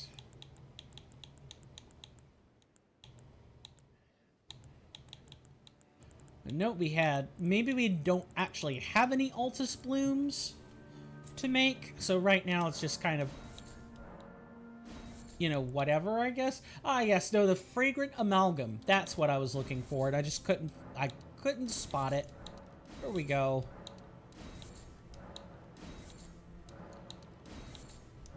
Trina's Lily. Yep. All that good stuff. Give me that blessed substance, please. Arterial Leaf. Yup. Michaela's Lily. Sure. Nascent Butterflies. Sounds fine, I guess. The Alchemics you could be a little bit more generous with compared to some of the other stuff. Yeah, look. More Altus Blooms. Oh, this thing is just... This place... Not this thing, this place is just such a treasure trove of fine ingredients. I remember spending my time specifically grinding Altus Blooms because I was so enamored by the aromatic items. It wasn't funny. Like the little jars, the little glass consumable items, the acid spray mist. I was especially enamored by trying to get this to work. And then I realized it's basically just acid spray, but in item form. And when I saw that, I was like, oh, that's never going to deal any damage. This is just for PvP, for breaking down equipment and lowering attack power. Like, lowering attack power is a fine enough item, but... is a fine enough use for an item, but... So that's the thing I want to waste my time doing 100% in a fight. Alright, so here we are. This portion of the crater has a puzzle to it. It's an interesting puzzle. It could be a bit tedious, but I think it might be worth your time if you... I believe you get a spell out of the thing, or else a memory stone. Because this circle here would make you believe there's a rise, like a tower here, right? It's not a tower. Or if there was one, it is long since gone.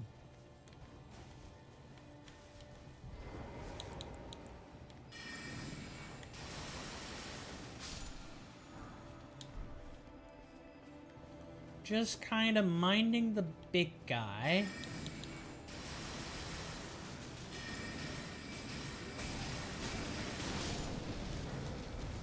Ugh, gross, yuck. Disgusting.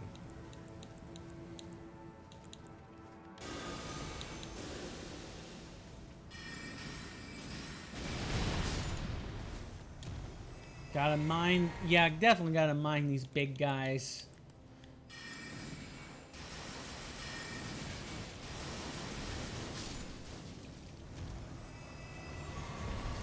Speaking of which, shall we learn more about our fellow worm faces while we're right here? I probably should put the codex on our inventory.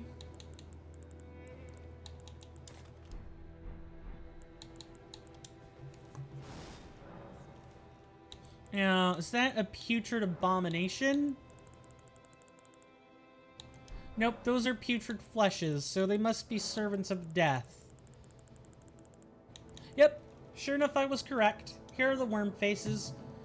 Sentries incomplete. Yep, we already got all that. Weak against slash, strong against strike, and wholly immune to death blight. Yeah, that has about the health you should expect. Runes, middling. There's the exact resistances if you want to see them. They're somewhat weak to fire too. But really, the best bet is slash or, what did we say? No, it's just weak to slash. So it doesn't give you the minor weaknesses. It only gives you the major weaknesses. which I guess is good. You don't want to waste your time on minor stuff, but I think knowing about the 5% fire weakness is not a bad idea. Like, at all.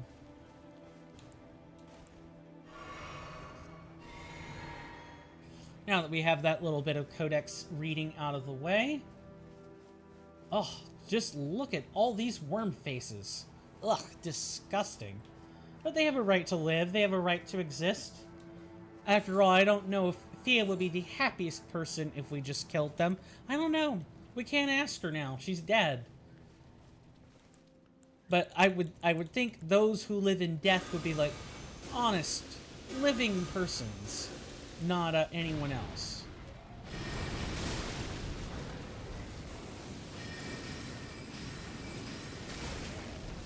Gotta mind the worm faces now.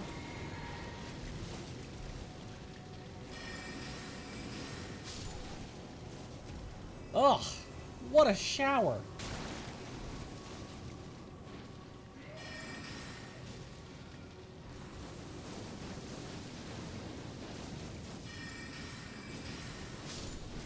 Okay. Cool. Good. Great. Just gonna drink one of these.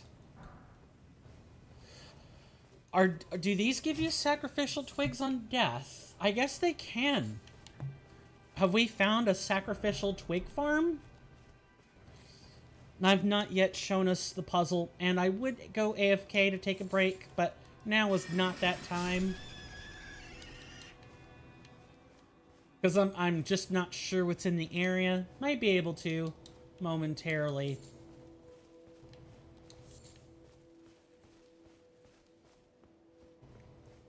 Yeah, I think if we sit right here in this brush, where we can't really be seen, we should be able to take a break. Alright, it's break time. You know what that means. 5 minutes, 90 seconds of ads on the clock. I'll see you guys after this break.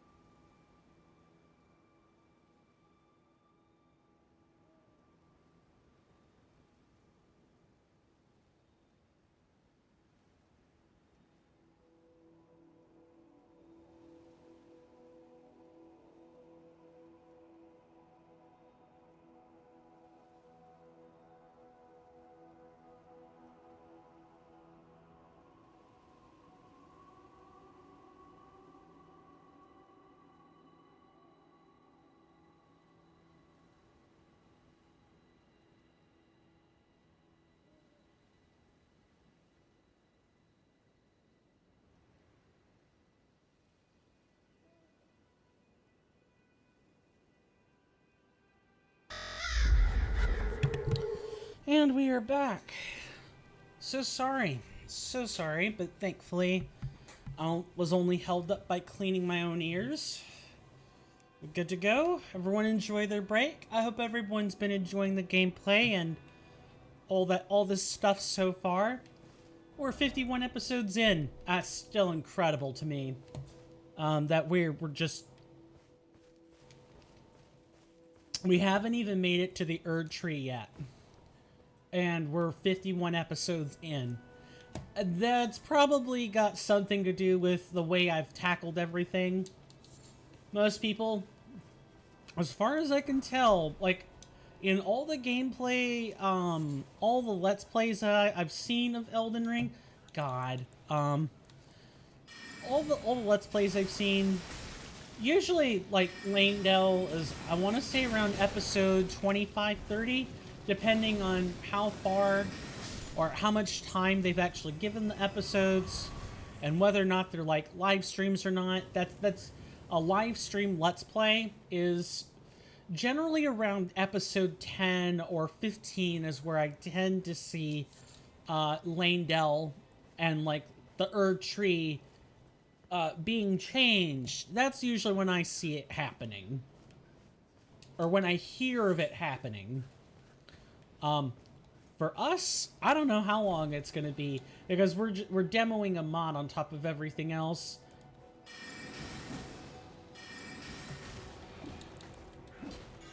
And get this codex entry if it kills me. What we want to do, the Mirage Imps don't go away. We have to touch the Phantom.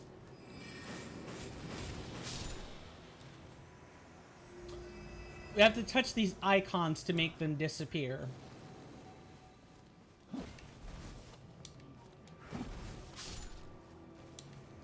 And usually the Mirage Imps that are conjured by that specific Phantom go away on completion. Have any more worm faces? We do. At least one. I don't see another. But sometimes they skulk and lurk in the shadows.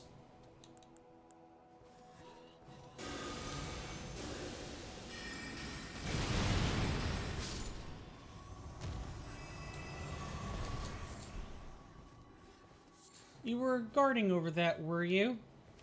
Where is that noise coming from? I get it mixed up so much with the ambient, I forget that the actual real thing makes a somewhat different noise. Sometimes. Sometimes. Yeah, look, there's another Phantom over here.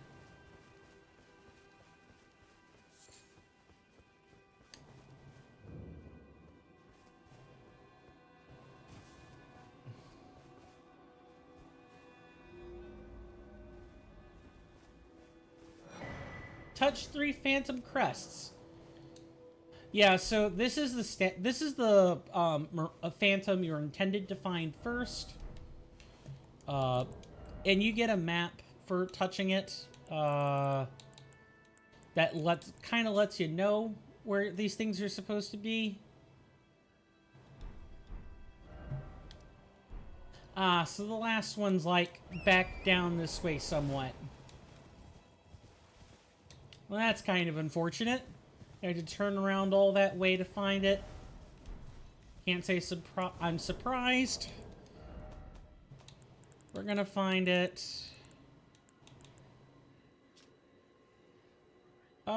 Sort of at that second segment closest to the landmass. So somewhere over here.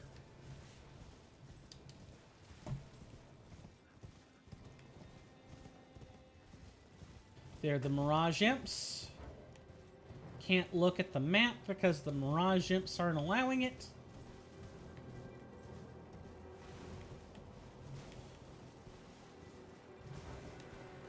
Alright, I know that Mirage Imp is somewhere. Yep, here you are.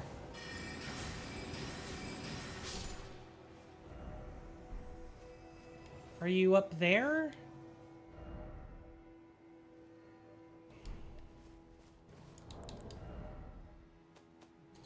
I'm having to look at the... I'm having to reference this thing a lot. No, okay, it's not quite. It's in front. It's like over here somewhere.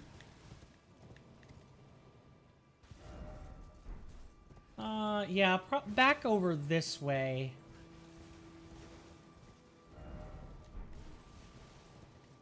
That's the thing about referencing these maps, right? Is that... Oh, and I should have paid attention to where it was going.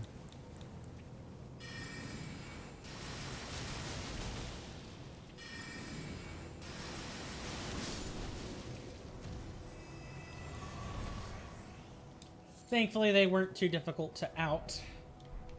Yeah, it's definitely out somewhere over here.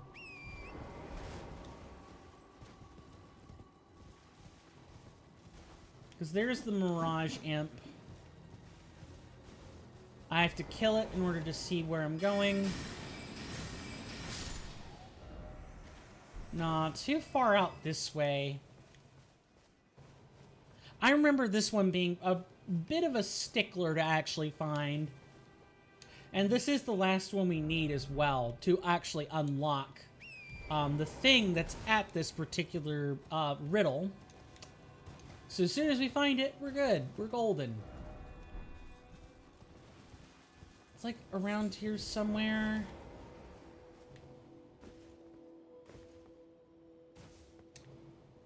Because there's the Mirage Imp.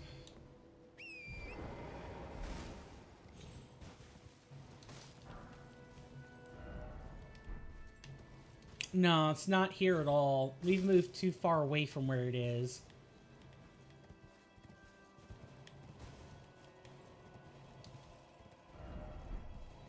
And we're still too far along the cliff's edge. It's like up over here somewhere. Ah, yes. And this is why it was a stickler to find. It's an illusion. On top of being a phantom. Here we are.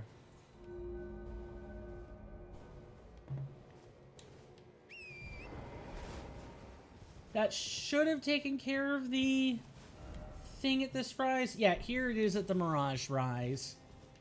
Let's go grab our reward, shall we? Is that an item up there? No, that is the glint of a tree branch.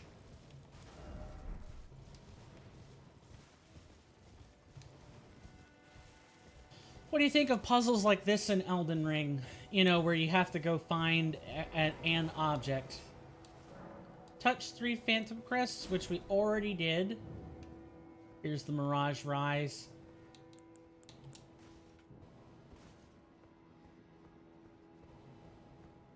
So here it's an actual tower, I guess. Kudos. Let's climb up and get our just desserts. Our real reward.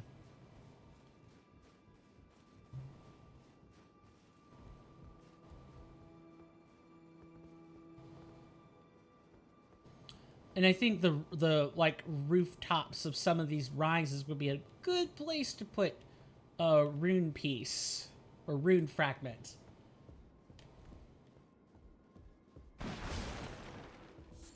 Slumbering egg. Oh, this is a chair with a corpse on it. They apparently didn't change that, but I guess a slumbering egg is sort of rare. Unseen blade and unseen form. Ah. So do you guys remember Dark Souls 3, Dark Souls 2? No, Dark Souls 3, Dark Souls 1. They had the Ulasil sorceries, the golden sorceries, if you will. And the golden sorceries could mask your weapons and make yourself kind of invisible. These are those sorceries. Those are called night sorceries. Enchants armament held in right hand, making it completely invisible. The sorcery can be cast while in motion, used by Celian assassins to present themselves as unarmed sorcerers. And then makes the caster semi-invisible while on horseback. Effect extends to cover the mount. This sorcery can be cast while in motion. The Celian assassins considered every option that aided their dirty work.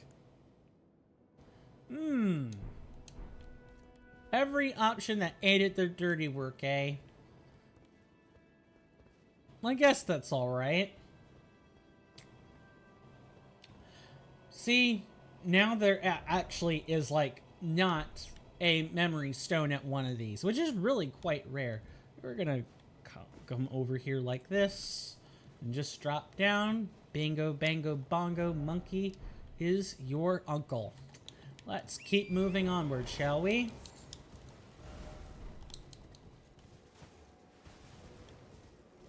What about what's up here?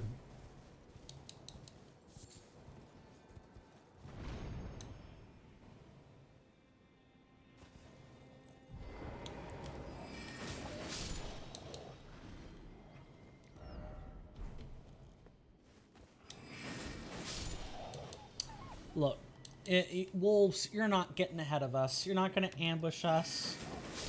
Just go. I'd really rather would not kill a wolf. I'd rather you go and get prey. There's plenty of wildlife. Although I guess down here maybe not so much, huh? Yeah, probably not so much wildlife, actually. So I guess I can understand their mangy hunger.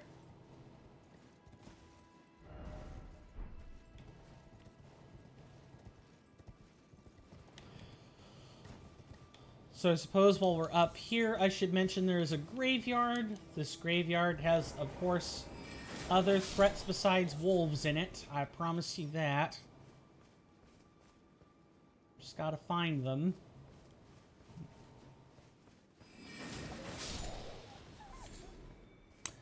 Don't underestimate your generators. Generators are spells in Elden Ring Reforged.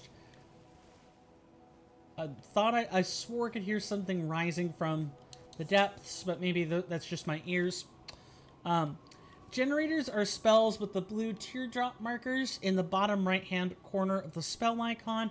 They generate FP for you on hit. Really quite nice. Very, very good at keeping your resources topped off, and they do just enough damage that at this sort of level with the kind of gear we have, it's not negligible damage. It is good damage. Kills weak things without needing to spend resources. I mean, as far as I'm concerned, that's just winner chicken dinner. Second church. Second church. Eleonora.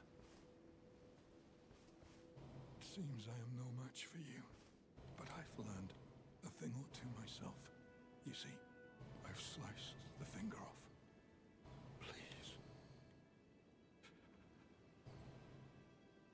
Please, Eleonora. Yield to the cessplant no longer. Do not stain the immaculacy of your sword. Your flesh. Your fire. Nagakiba. Unfortunate.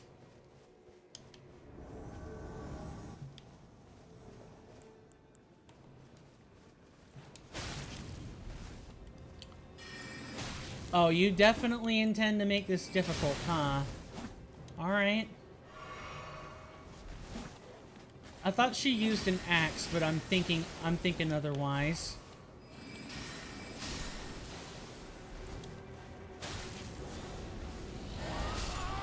What the hell?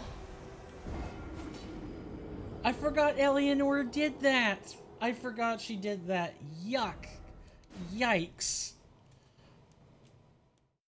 I guess let's kill the dogs before we make our way to fighting her again.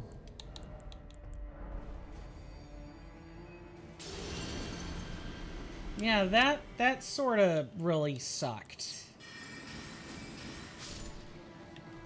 Let's make sure we clear the premises of all of them. You gotta be careful. Once you get to a certain portion... Oh, we never really properly explained what happened, huh? So that was Yura. Remember Yura? We helped him at the Academy of Rhea Lucaria fighting off a bloody finger. He helped us when a bloody finger was chasing us in Limgrave. And he told us about the power of Dragon Communion. And he's done quite a few special things for us. So he's something of an old friend. And it turns out that he was just right there. And he died. Eleonora killed him.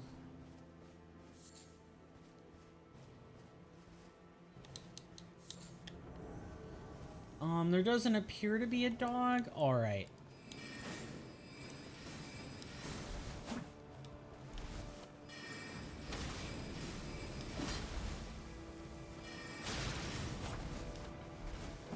Gotta be careful. She can bleed us dry.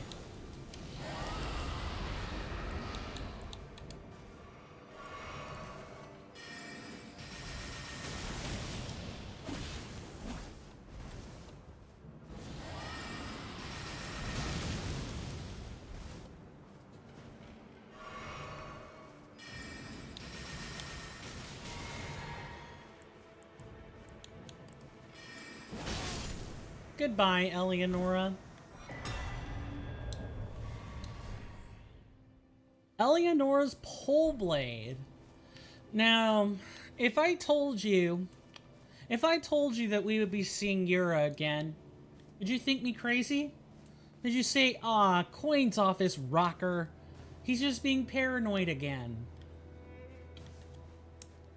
For those of you who know the base game like I do, though not to completion, but whatever you don't know, you can read about. I've read about this. I know what happens. We'll see him again, but in a form or manner that won't be consistent with how he's dealt with us in the past. There will be a new appearance, not a new form, it'll be the same visage, but it won't be so familiar to us next time. That's about all I'll say. Please, please, please, no spoilers in the comments. I'm doing my best to kind of build up when we see him again, because it'll throw you for a loop. Really, it will. Now, what about this pole blade we received? I know it's a two-hander. Wasn't it? No, it was definitely before this point. Sir halberds. I know we had two-handers somewhere. Twin blade. Take self-inflicted blood loss. Eleonora's pole blade. Unique skill, blood blade dance. Twinned naginata forged in the land of reeds. Chosen weapon of Eleonora, violet bloody finger. Her mastery of the sword was such that her onslaught was likened to a whirlwind. But now her legacy is stained by cursed blood. Leap at foe to perform a flurry of tornado-like attacks. Follow up with an additional input to perform an attack that ends in an evasive maneuver. After dealing damage, Blood Flame continues to build up onset of blood loss for a short time. Yeah, this pole blade is a really freaking sweet weapon.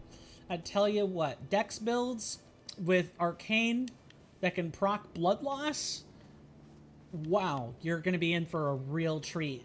The blood loss stacks like crazy. Well, I mean, it still hits resistance eventually, but you know, it really does pack a punch. It's one of the better weapons you can find in the game.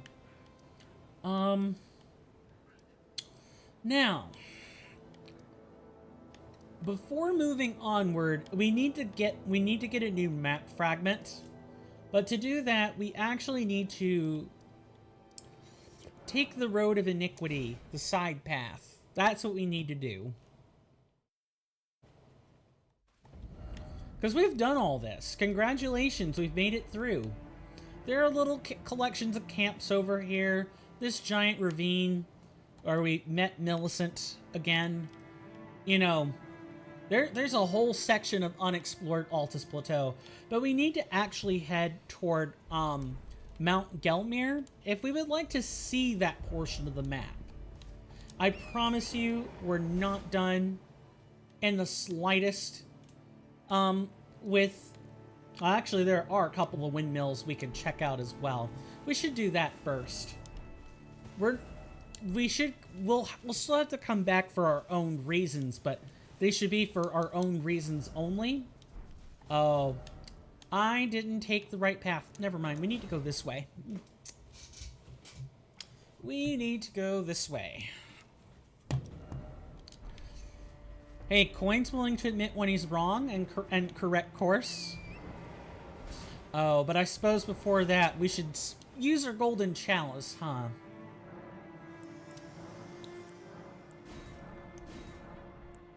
No, we don't have any more golden seeds. Let's level up. We need the vigor. We need health. Like, majorly. Big time.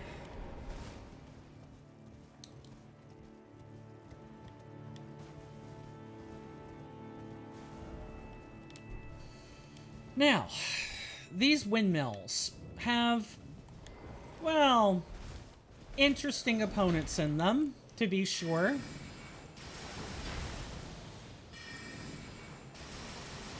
We see the return of the Misbegotten. They're here. They crop up in various places in Altus Plateau, but they're not really the main focus of anything that's here. In fact, they appear to be subjugating the farmers or peasants here. But alas, they're just going to stay huddled up like that. Even if you liberate them, you should just kill them. Oh, that sounds awful, I know, but they're no good to anyone in this state. And they've lost their minds anyway. Might as well put them out of their misery, right?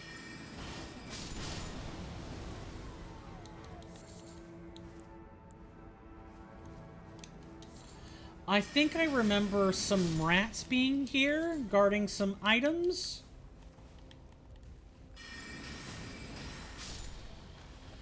Or sometimes it's dogs. I know rats are at a couple of these. Alright, I'm gonna check the top of this, make sure that Kernifer or Ivy weren't crafty enough to put something here. They were not. Or they saw this and didn't really care for it. Village Windmill Pasture, huh? Maybe it's over here where they thought to put something? I don't see anything. They would have been more devious than that. They wouldn't have hid anything on the rooftops. That's too visible. They likely would have hidden something instead.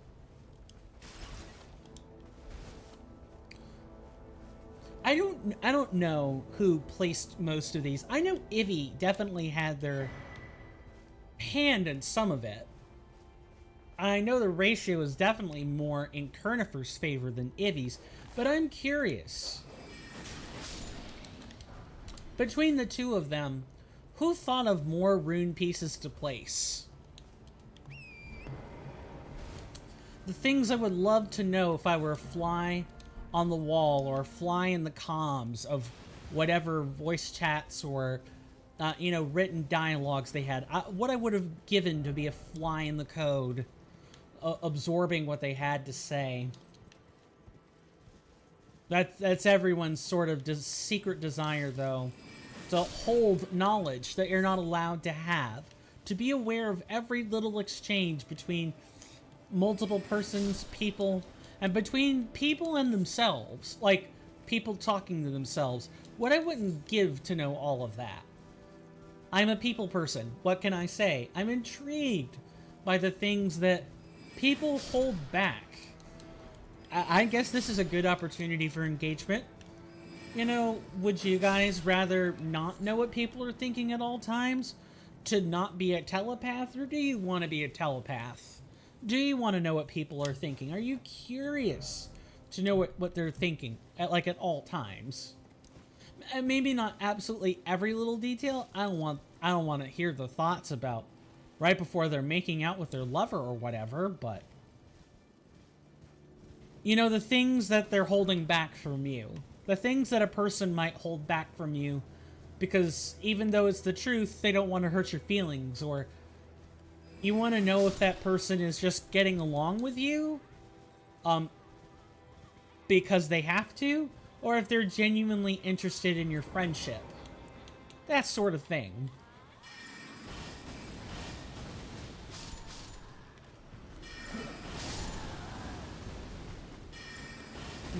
2, 3.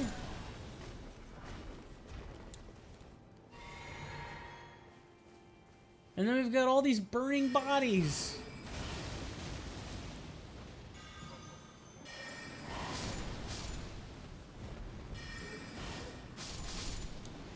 Nice.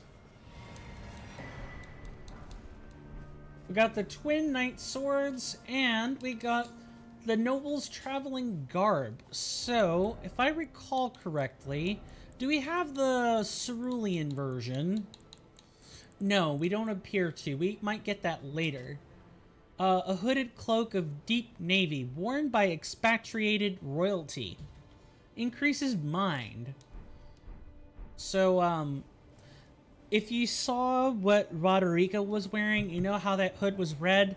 That set we just got was the blue version of that. Really, the hood is the only difference.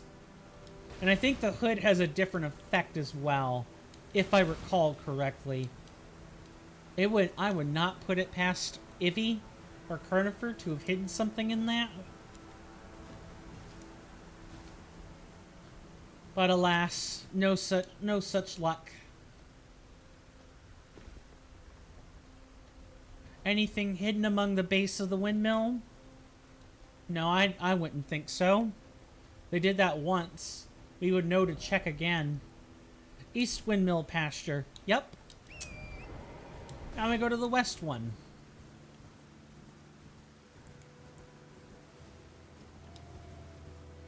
What a beauteous land Altus Plateau is. Did I mention it's one of my favorite places yet? Along with Liurnia, of course. Liurnia for entirely different reasons, by the way. In terms of, like, actual... I don't mind me a good marsh or bog, but... I like the scenery here. I really do.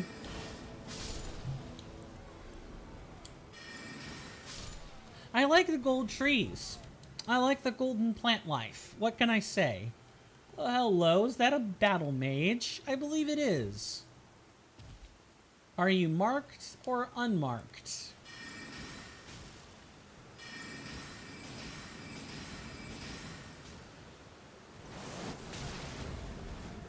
Wow, that we were tossed aside like...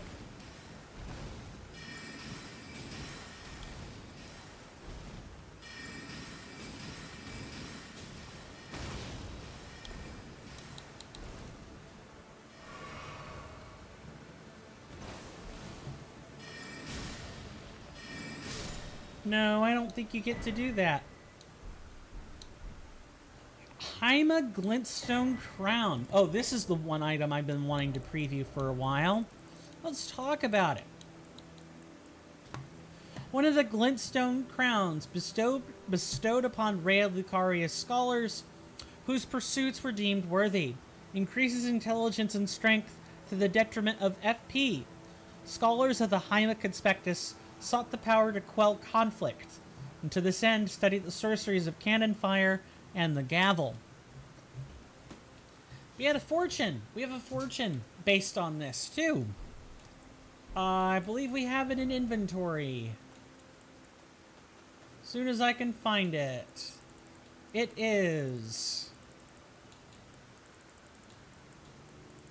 Or we could have issues trying to locate it. It might be over here somewhere.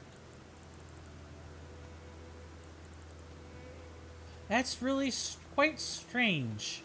You'd think that the fortunes would be, like, in the menu where we can look at them. Yeah, here we are.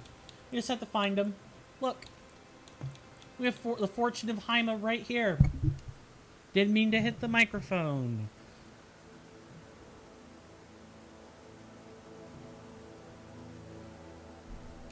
And it's based entirely on this concept of bonking things, but also spells deal more poise damage.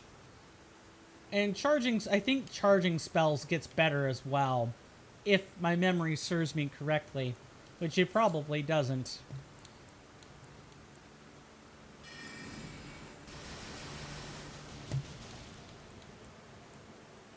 One, two, and three, and I see a yellow-eyed rat over there.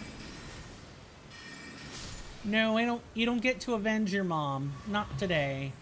So sorry. Outside of the windmill pastures, we really don't have a whole bunch left to discover. This is like sort of the last bastion where one would expect to find anything.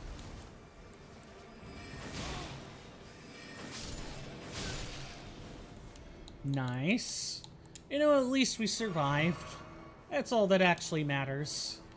We survived. We didn't die. Oh, there's Big Mama.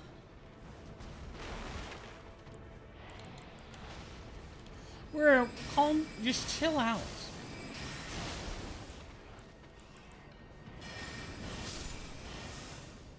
Thank you, but I'm not interested in your poison today.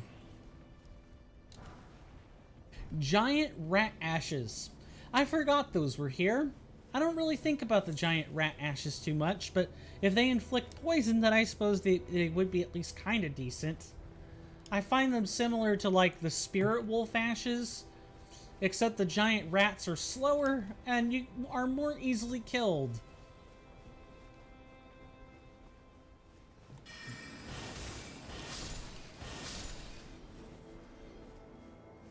I don't really have much to comment on as far as, like, the windmill pastures are concerned. Alright, we've made our way to the right. Well, we haven't made our way to the Writhe-Blood ruins quite yet. We're working on it. But we're about, I would say we're about a quarter of the way there. We just have to change out, you know, which direction we're going. And don't worry.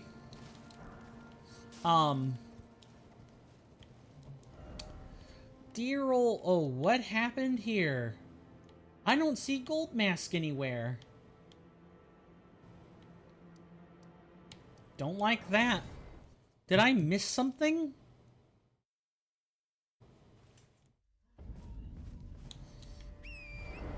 We need to go up and see what happened. I could have sworn nothing ill took effect. When I accidentally stepped into the portal near Fia's plate, near where Fia died, but I knew it. Yuck, gross. I knew something bad would happen. I'm hoping they're in the city somewhere.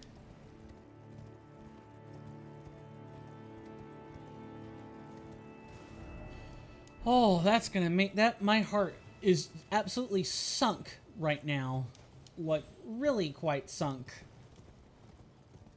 I don't usually screw things up this badly. Even with, you know, the way the scrolls worked, I still didn't screw up that badly.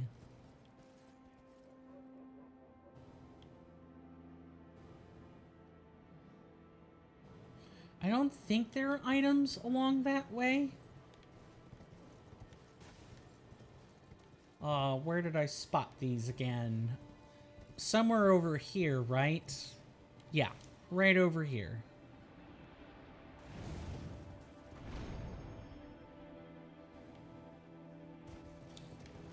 Let's go see. I don't recall there being anything here. I believe we explored this already, but I'm gonna look again. And I was incorrect already right from the get-go. Gotta love it.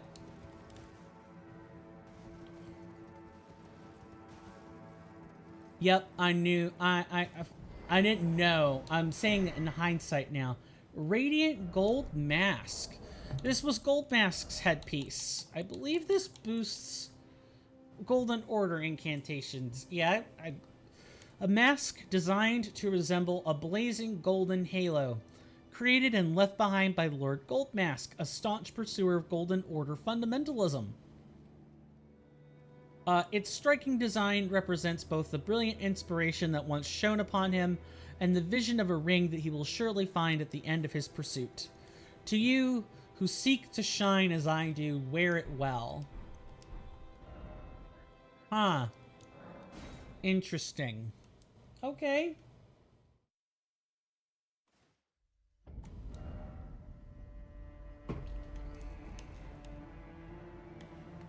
Alright, let's make our way towards, Mount Gelmir.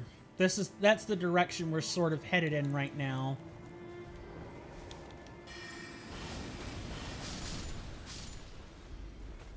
Come on, guys. Show me you mean business.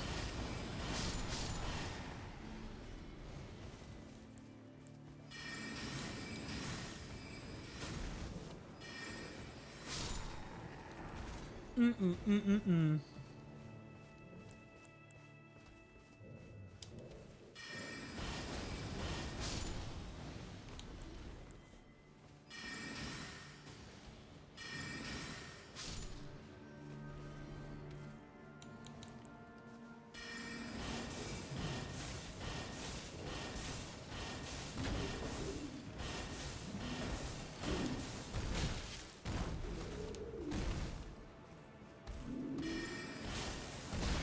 Nice.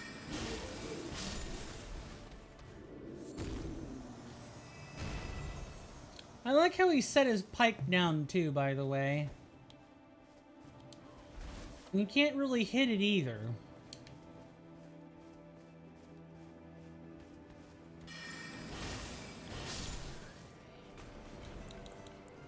Oh, you think that shield's gonna help you? It is not. Get out of here with that nonsense. Take your shield guarding antics somewhere else.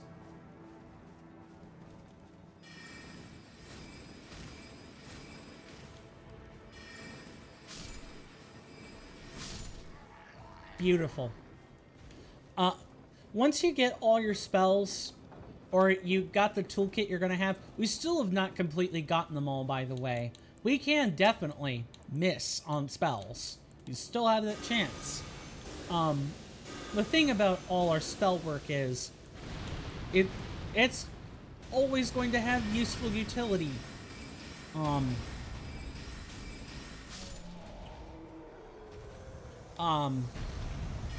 There's not really going to be a situation that we find ourselves in where our spells won't be useful to us, and we're like, I wish I had a melee weapon, I wish I had a bow. I wish I had something else, you know?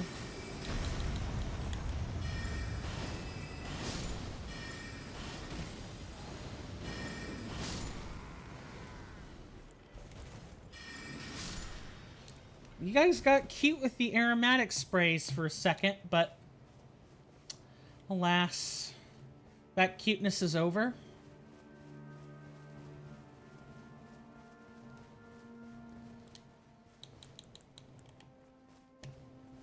We got sword guy over here.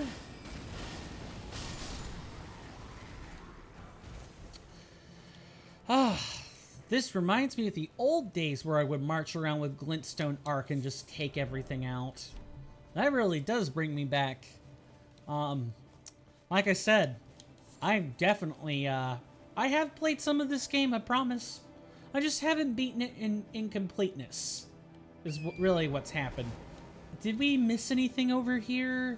I'm just gonna make sure there isn't like a crashed chest or something we can go take.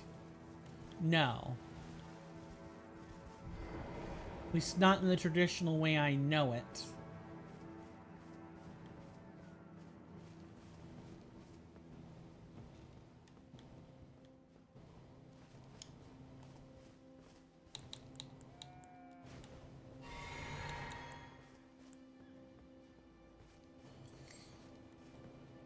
We're just gonna...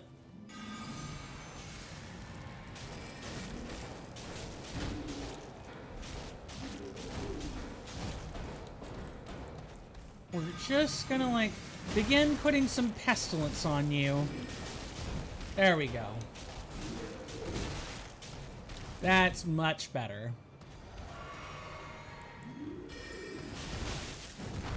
Although we still don't want to be getting hit by the status. That's the thing that the Death Blight won't fix.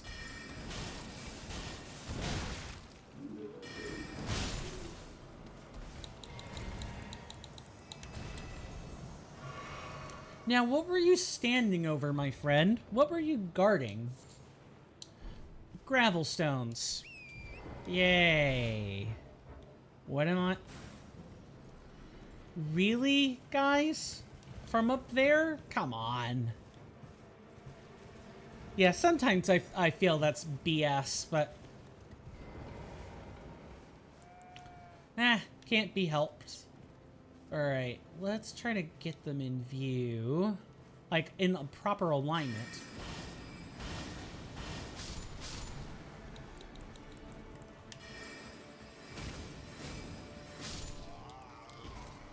Thank you for your custom. Please don't check back in.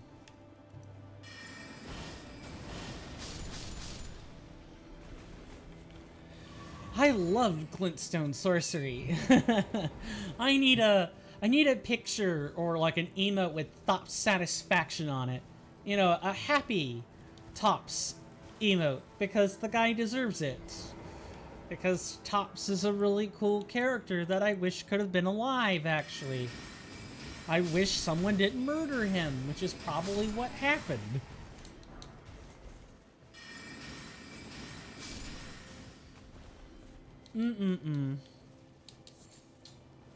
I could've... Is this... Well, see, the thing is that these places give the illusions of having paths, but don't actually have any real paths for us to take. Hi? Interesting, but I'm unimpressed with you, Sir Soldier. What about your fellow brethren? No? Didn't think so. Next. Even less impressive. Get out of my sight.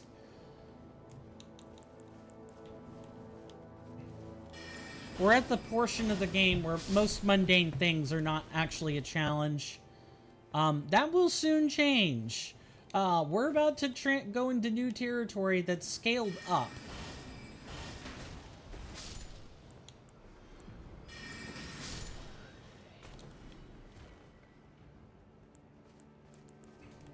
Mount Gelmir is a very different place. There's a lot more nooks and crannies. As you could probably tell, Mount Gelmir has a ton of cliffs, just like Altus Plateau did. And, I'm gonna just carve you into dust.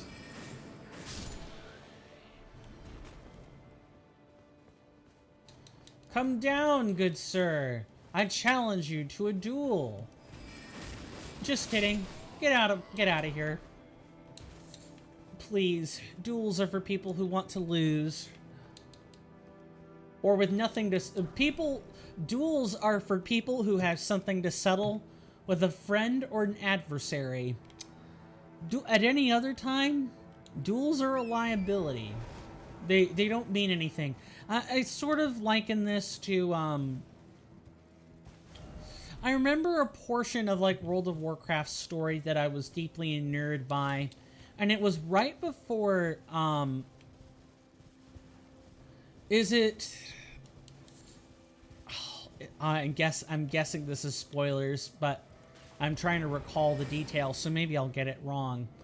Is it Bane Bloodhoof? Cairn Bloodhoof? Something like that. I know the son is the current Tauren chieftain, and the father is who issued the challenge to Sylvanas, and Sylvanas had poisoned weapons readied for that because she didn't have any honor. And fighting someone who has no honor by challenging them to a duel is just a good way to die. If you want to challenge them to a fight to the death, then challenge them with a fight to the death, but expect poisoned weapons. What I don't remember is how exactly Sylvanas poisoned the weapons, but again, spoilers. I'm not sure if people care about World of Warcraft storyline, but for those who do, oof and a half out of 10. I want to be very careful when opening maps in Mount Gelmir.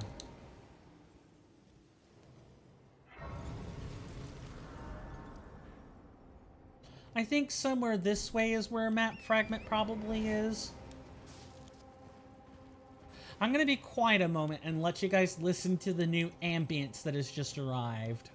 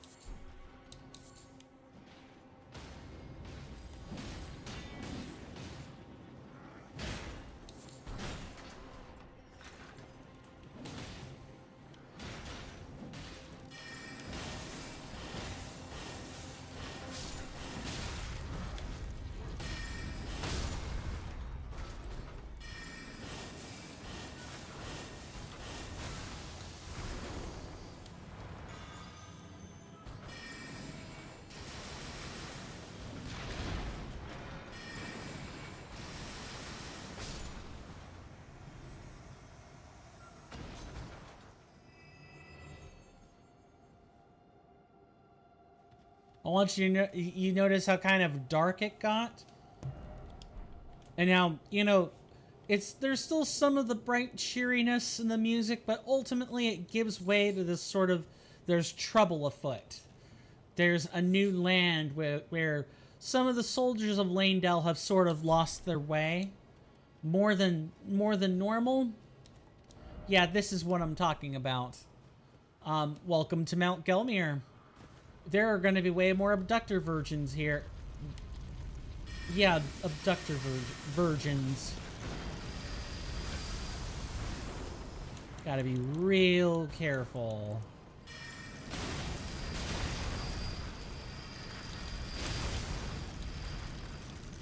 One, two, three. Gotta be extra careful with you.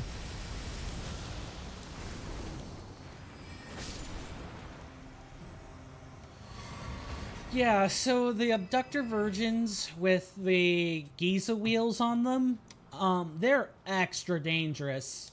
Because instead of just hitting really hard and knocking you back or attempting to grab you, they can inflict bleed. And if you're getting bled out by an abductor virgin with Giza wheels for arms, you're dead anyway.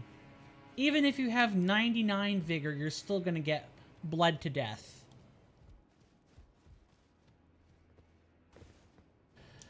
I bet Kernifer has placed rune pieces on top of every single rock, and I have to look. Or underneath every single one of these jagged, rocky protrusions. Ow.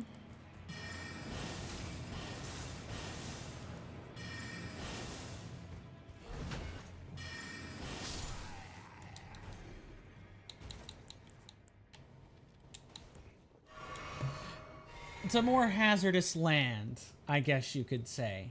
And I'm having to keep my eyes peeled for any rune pieces that would be lying about. You can see the faint gold glints, but that doesn't mean that you have a good idea of where a rune piece is actually gonna be. It could be hiding behind something. Another abductor virgin. Two of them. Two of them in the same exact place. Oh, and we got the more lethal one. Good.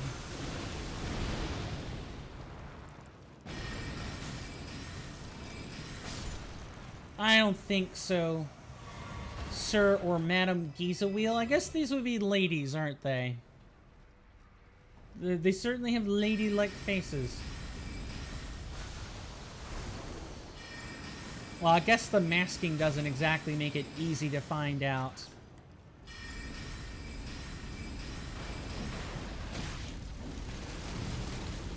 Oh, the ducking actually saved me there.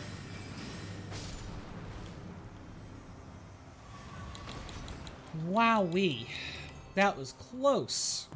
Oh, nah, it wasn't close at all. Pfft.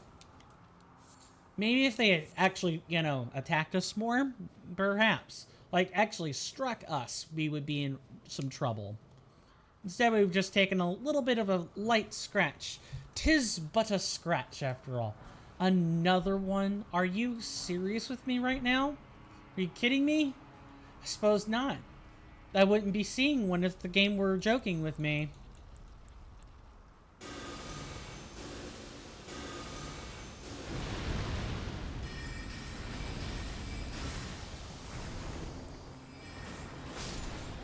Ugh. But thankfully, if you've got good damage throughput, these things are weakest to lightning. So if you have incantations that deal lightning damage and a weapon that deals lightning damage, they're machines. It makes sense.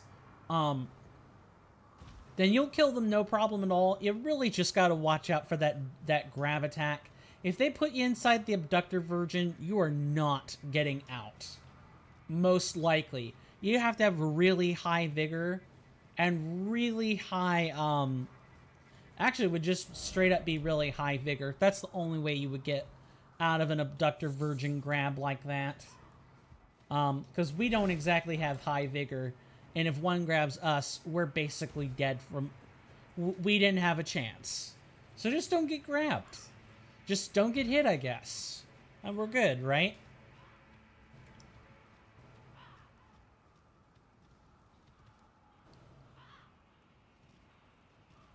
Trying to remember if the map fragment is across the way or not. Oh, we never went over the new material. Let's change that. A smoldering rock containing hot gas. Material used for crafting items. Found on Mount Gelmir. What is, like, onto me? Okay. Sniff me from far away, did you? What kind of amalgam do we get out of you? We get blazing substance. Interesting.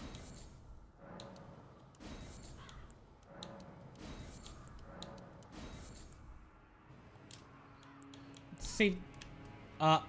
Something else has decided to... Really? Another dog? Okay, I guess. Yeah, so stuff here has like a heightened aggro range.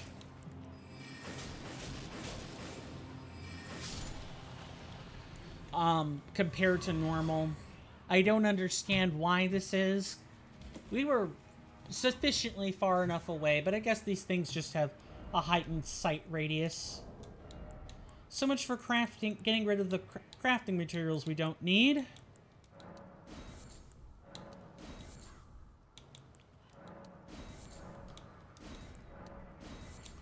Just make all this stuff. That is adhesive amalgam. We want to use that in golden amalgam. Excuse me.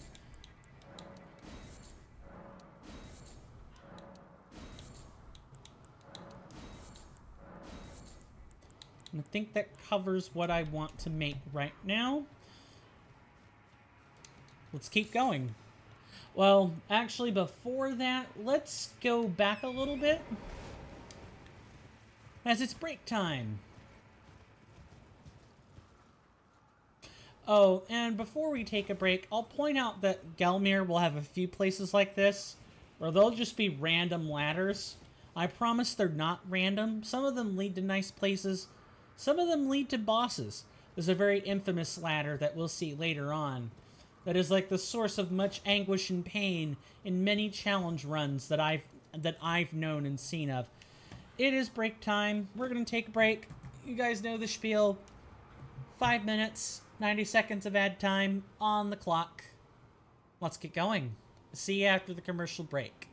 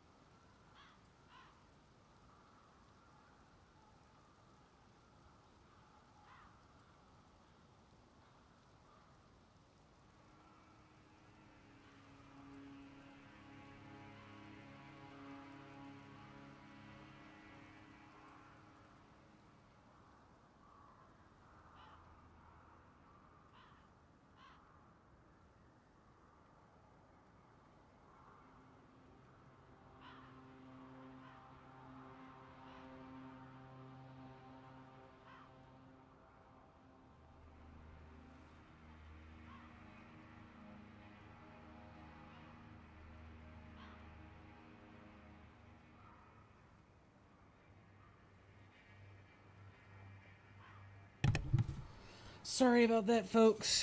I was taking out some trash on my desk. Hopefully I wasn't too late. Everyone enjoying their break and their gameplay. I want to take a moment to, you know, tell everybody thank you. Thanks for sticking around with me on stream today. Thanks so much to anyone who's stopped by and lurked or said hi or what have you. It really means a lot. I know I'm not this big fantastic streamer. Nice. And we have to heal using raisins. Right. Forgot about that. Good. I'm not this big entertainer. I'm really not.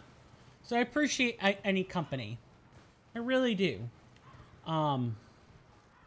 Just thank you. Moving back to where we were. See, we have a spirit spring, but why? What are we getting out of this? Is there like a mage golem or something?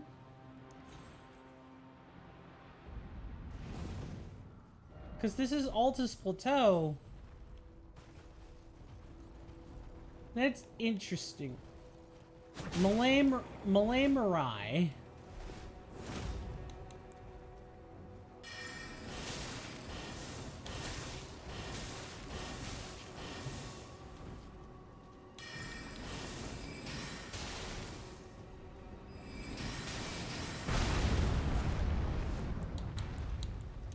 Need to be extra careful.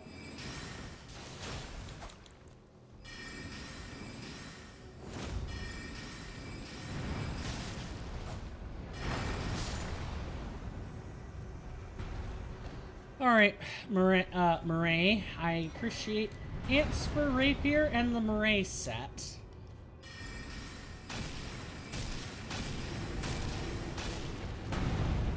Yeah, that's alright, you can pitch your temper tantrum.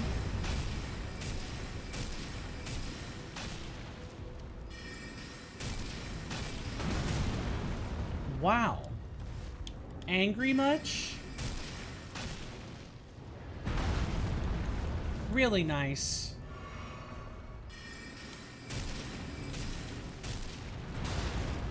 I'm forgetting to roll. That's my fault.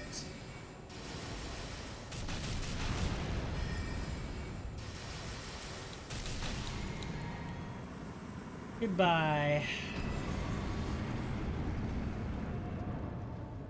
Oh, I probably should have marked him.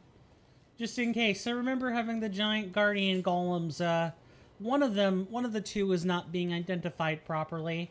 I think it's the one we just fought. All the halberd guardian golems are like this. So what is this, like a noble's graveyard? Oh, I guess good on you, but... Yeah, I remember this place. Trying to get a map piece, but... Actually, let's not go here quite yet. Not that it wouldn't be worth the trip. Oh, right, I remember. Gotta make this kind of jump.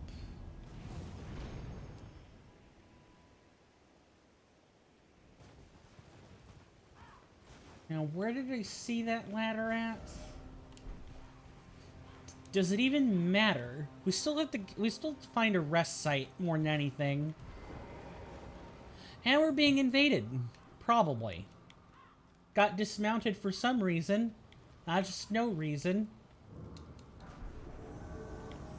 Anastasia Tarnished Eater. Oh, nice.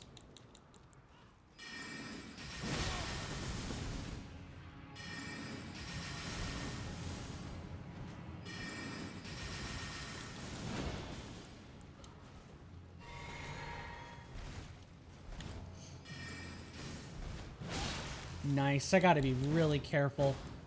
She reminds me of a similar NPC from Dark Souls 3 who was known as a man-eater. Is it Matilda? Was that her name?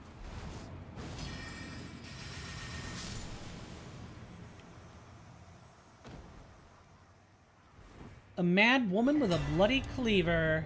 Sacred butchering knife.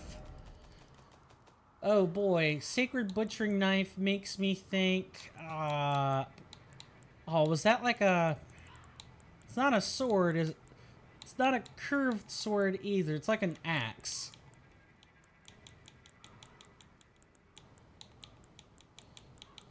Yep, great axe. Not just any kind of axe, great axe, but great axe, clearly a blade. Sacred increases damage against undead enemies. It's got low strength and dex requirements. High faith scaling. Huge carving knife made to cleanly butcher the human body. Signature weapon of the ogress Anastasia.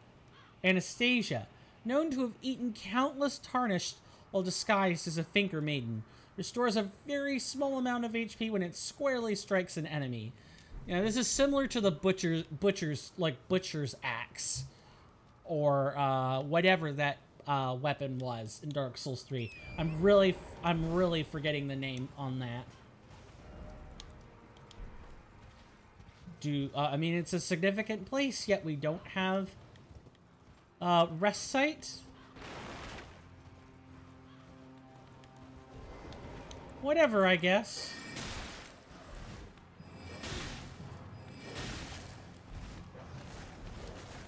We're just gonna, rest up. Thank you, but don't bite again.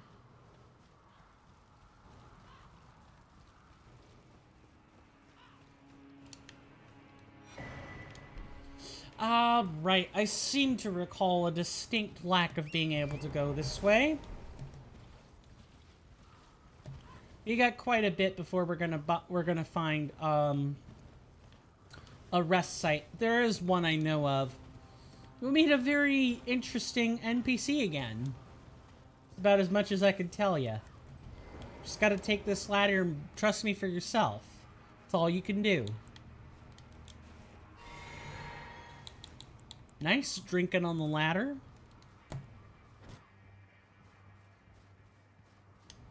And we're definitely due for a level up again.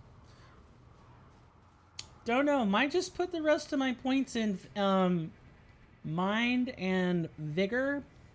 And try to get our stamina up to 100 as well. Unsure. We have limited levels, so I'm trying to, like, do what I can to make them worth it. But we have binding runes if we need more stats. We can always go out and look for them.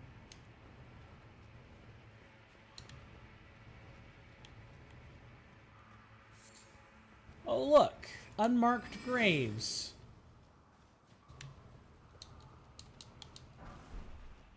Along with spoils of the dead? Yes, please.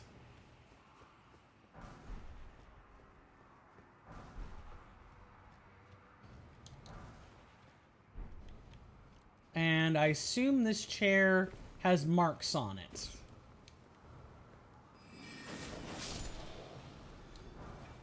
Yep. Or signs of... I don't know why I call them marks. They're signs of the all-knowing. I'm being silly when I'm referring to them by name. I'm not even getting it right. So, I think we've been to enough areas. I've told you guys what my favorite areas of the game are. We've been to, like... I wouldn't say over half. But, like, really, we've been to this side of, the lands between. What is your guys' favorite area? What do you guys, when you boot up the game, what area do you look forward to fighting in? And is it the same as mine, or is it different? It's okay if it is, it's okay if it's the same. Doesn't matter to me which one it is. All that matters is that you like it. And it's your favorite. Give me just 1 second, guys. I'll be right back.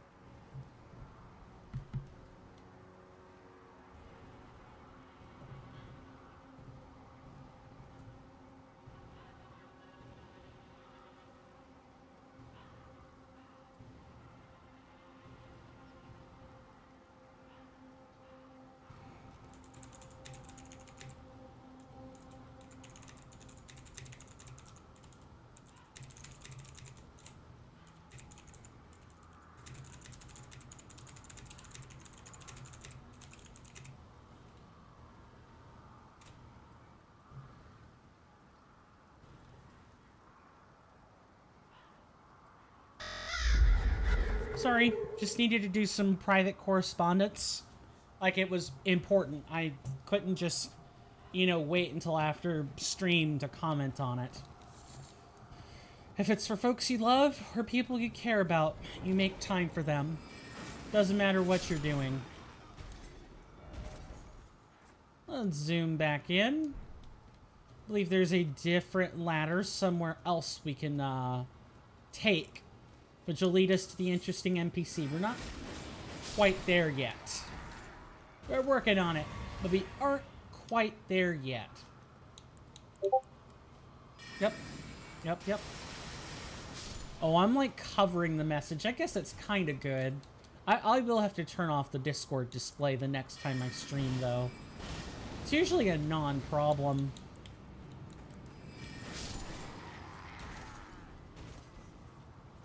Thanks for checking in. I guess I'm not a piece of garbage today. 1, 2, 3. Never mind, only needed 2 of them.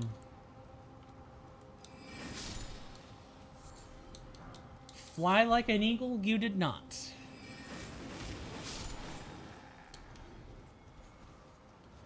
I'm surprised you didn't hear your like fallen brethren or your actual brothers in arms screaming, begging for assistance. You just kind of sat there scouring the dead, which is exactly what this loon is doing here. Are you actually eating that man's corpse? Yuck. Gross, disgusting. How depraved and wretched. At least the pumpkin heads I could... What's going on there? I think there's someone tossing lightning urns on the battlement.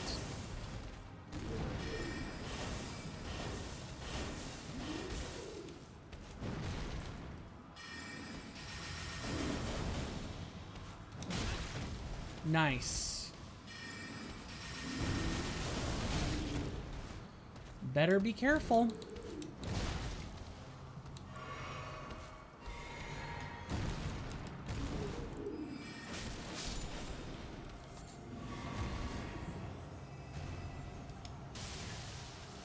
Wow, I can't believe that managed to hit. Don't run away. I'm surprised that let me track as well as it did. Alright, let's go take care of this loon who's chucking stuff at us up ahead. But before that... No, we can't even look at the map to see where we are. Alright. A jarhead, I get? No, that's not a nice word. I'm thinking about the fact he's tossing lightning urns, but I know that's not what jarhead means. So let's not use that word. Let's see what this goober nut is doing. I guess. I don't know. Should have just said, let's go see what this soldier's doing. And not try to come up with some endearing nickname, I'm sure. A pulley bow. I remember this item. This was an interesting looking bow. It's a medium bow with int and faith requirements. Longbow, which utilizes a series of pulleys and strings. The complex mechanism, which requires advanced mathematical and mechanical understanding of the craft, is likely made by a certain genius who learned Golden Order fundamentalism. Enhanced precision while shooting enables arrows to fly much further distances, and it has Sky Shot as a skill, which we can replace with anything else. It's not a signature skill. It's not, it isn't the Lion Great Bow. I think that's one of the only bow items that has a signature skill. Ah, there's this dunderhead. He's right over here. Goodbye and good night.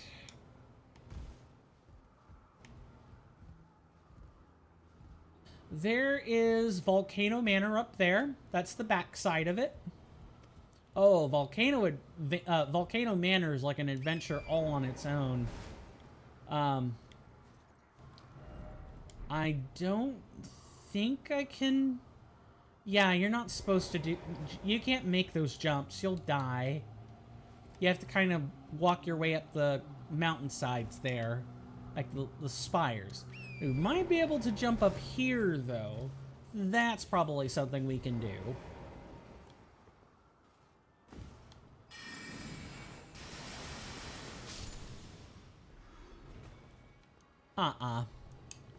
Oh, and another one.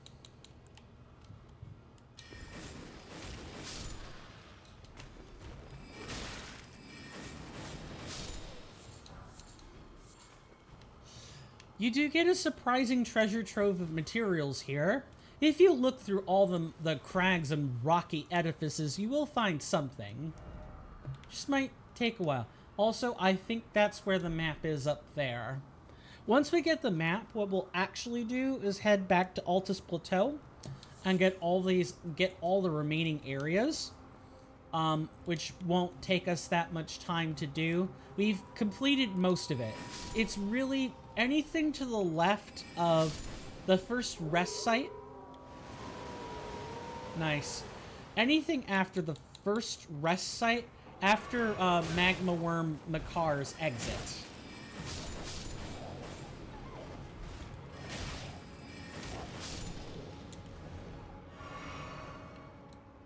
There's 3 wolves. I was expecting a health restore after, or a flask restore after that. Ugh, disgusting. Oh well. So moving right along, I want to find this rest site before continuing. A, I think it's a good place to stop. B, well, not that I'm going to stop quite yet. I do need to truncate the stream a little early today. I was going to press right up to the absolute limit, but I've been asked to do something. So I want to make sure I do it. Gonna dodge? If you're not gonna dodge, then you're gonna die.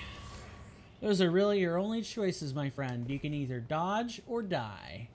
Reminds me of a song called Dance or Die. It's a synthwave piece.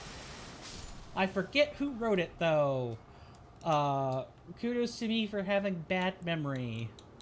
Maybe I am a piece of... No, I'm kidding. That meme is getting a little bit overdone. I don't know about you. Oh, well, there's something.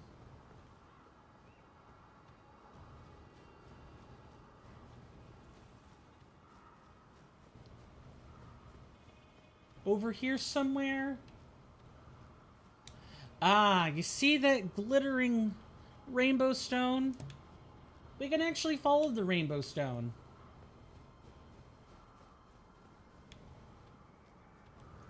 Trust me, you're gonna love what you find here.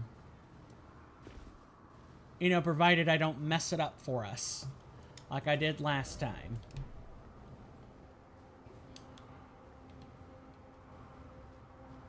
We're looking for someone who's hidden themselves away. Someone who's taken the rocky outcroppings to be their almost permanent home. Sort of, kind of. I'm having a tough time remembering whether it is up here or at the next highest tierage. Might be the next highest tierage. We're gonna find out together.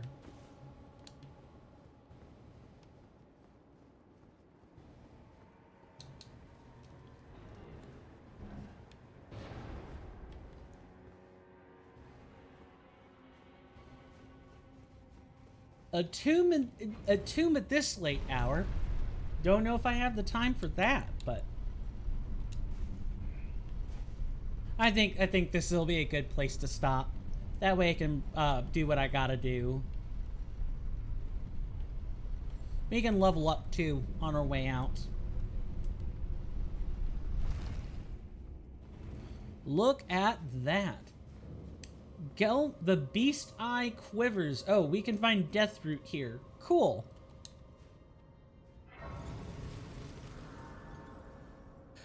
The tombs in Gelmir are a little bit more interesting compared to other places because there's lava. There's chances for lava, folks. Just so I know. Any illusory walls? Nope.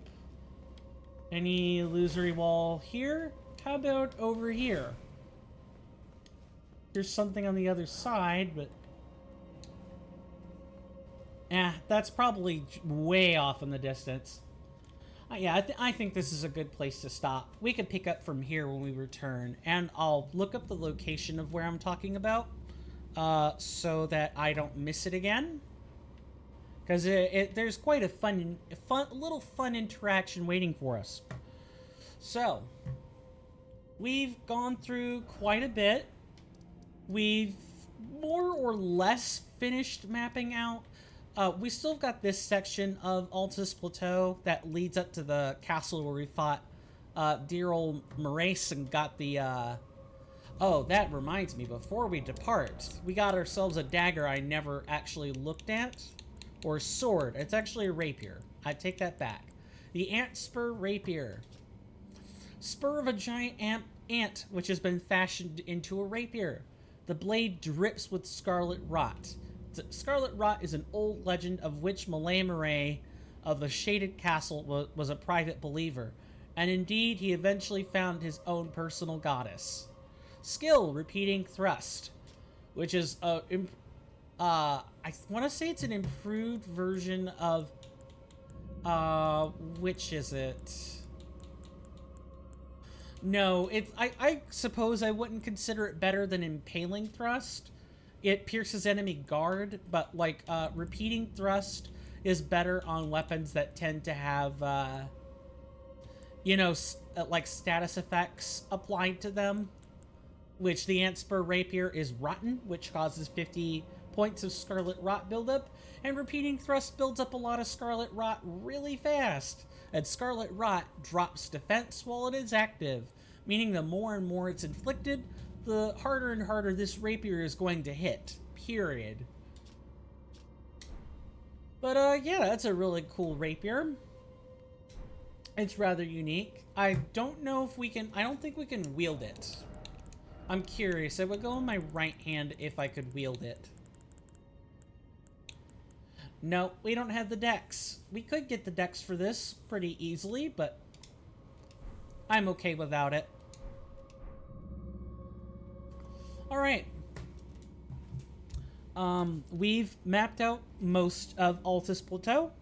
We've started exploring Mount Gelmir. Once we find the map fragment, we're gonna go back to Altus Plateau and get everything else. There isn't that much left. And note that although the city of Lanedale counts as Altus Plateau, we're treating it as though it's separate. Despite the fact that I've accidentally stepped to it once because of that gosh darn portal near Fia's corpse. And that caused Goldmask to move. I already know what happened. I just don't know what ramifications it has. Try to think if there's anything else I wanted to say. The next time we play Elden Ring Reforged, that's more or less what we're going to do. We're going to find this map fragment, come back over here, explore this ravine, explore off to the left here, find, there's a perfumer's ruin we could go to and get some cookbooks.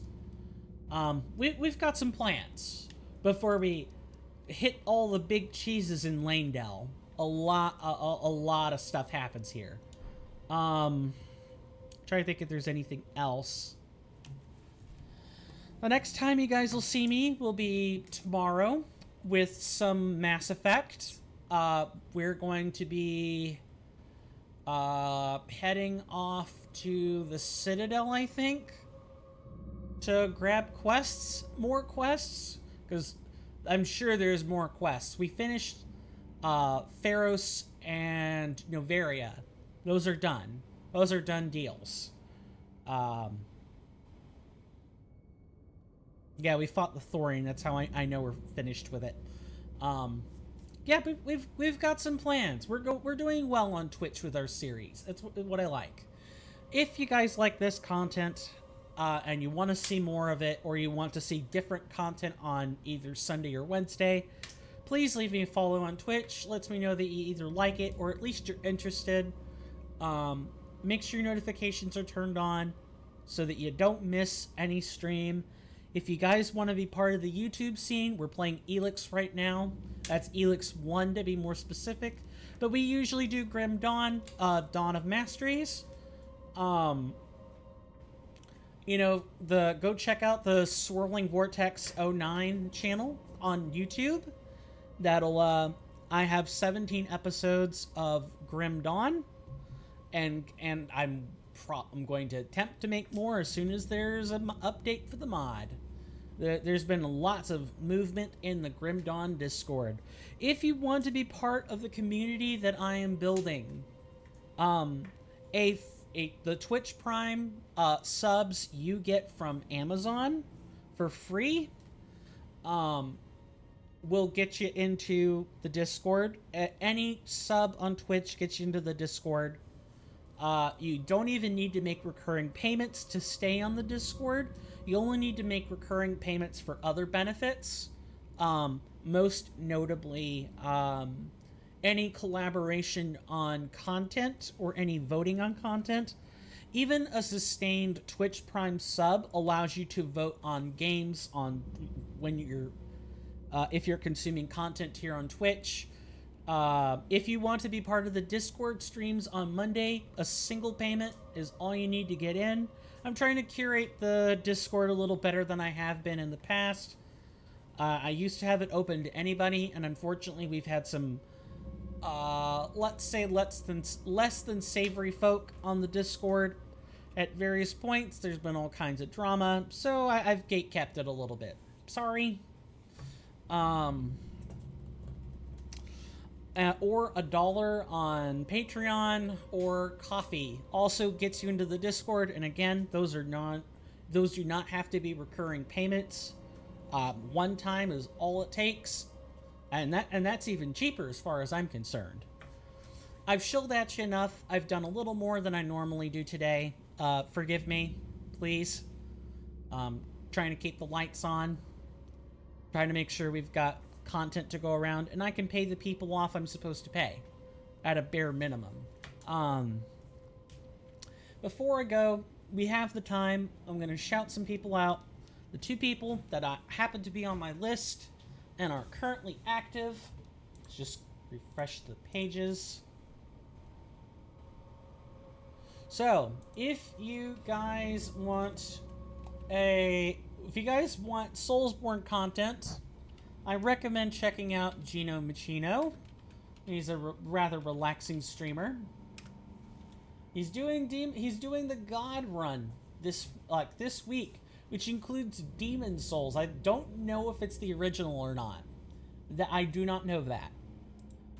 If you guys are more interested in, I don't even know what Lobos Jr. is doing, but check him out anyway. He's listed in the music category, but the tags are all wrong. Don't know. Look, tags are difficult to manage when you're by yourself, or your mods are not really paying attention to the tag system. Check him out. He's streaming music. I don't know what he's doing exactly, but if you want, right now the actual viewership is quite low. So if you wanted a chance to get noticed in what is normally a really, really big chat room, now is your chance. Now is actually your chance. All right. I've said everything I'm going to say on that note. So, my name is Coin, or Swirling Vortex, or Steven, and this has been another episode of Elden Ring Reforged. Sorry for being cut short, but I got stuff to do. Again, I hope to see you guys on Wednesday if you're just here on Twitch, or I hope to see you guys, at some point on any one of the platforms I've mentioned. I would love to have you guys on. You guys are welcome in my hallowed halls anytime for good conversation or whatever floats your boat. Need to vent? Not a problem. Want to talk about the game we're playing? Not a problem. Want to talk about random nonsense? Sure. Absolutely. But whatever it is, you're welcome here. You're safe here. And I take Twitch terms of service very, very seriously. No ableism, no discrimination, none of that. Don't put up with it. Not for 2 seconds. Those people get a boot if they don't behave. Other than that, I'll see you guys next time. Take care of yourselves. It's dangerous out there. And bye-bye.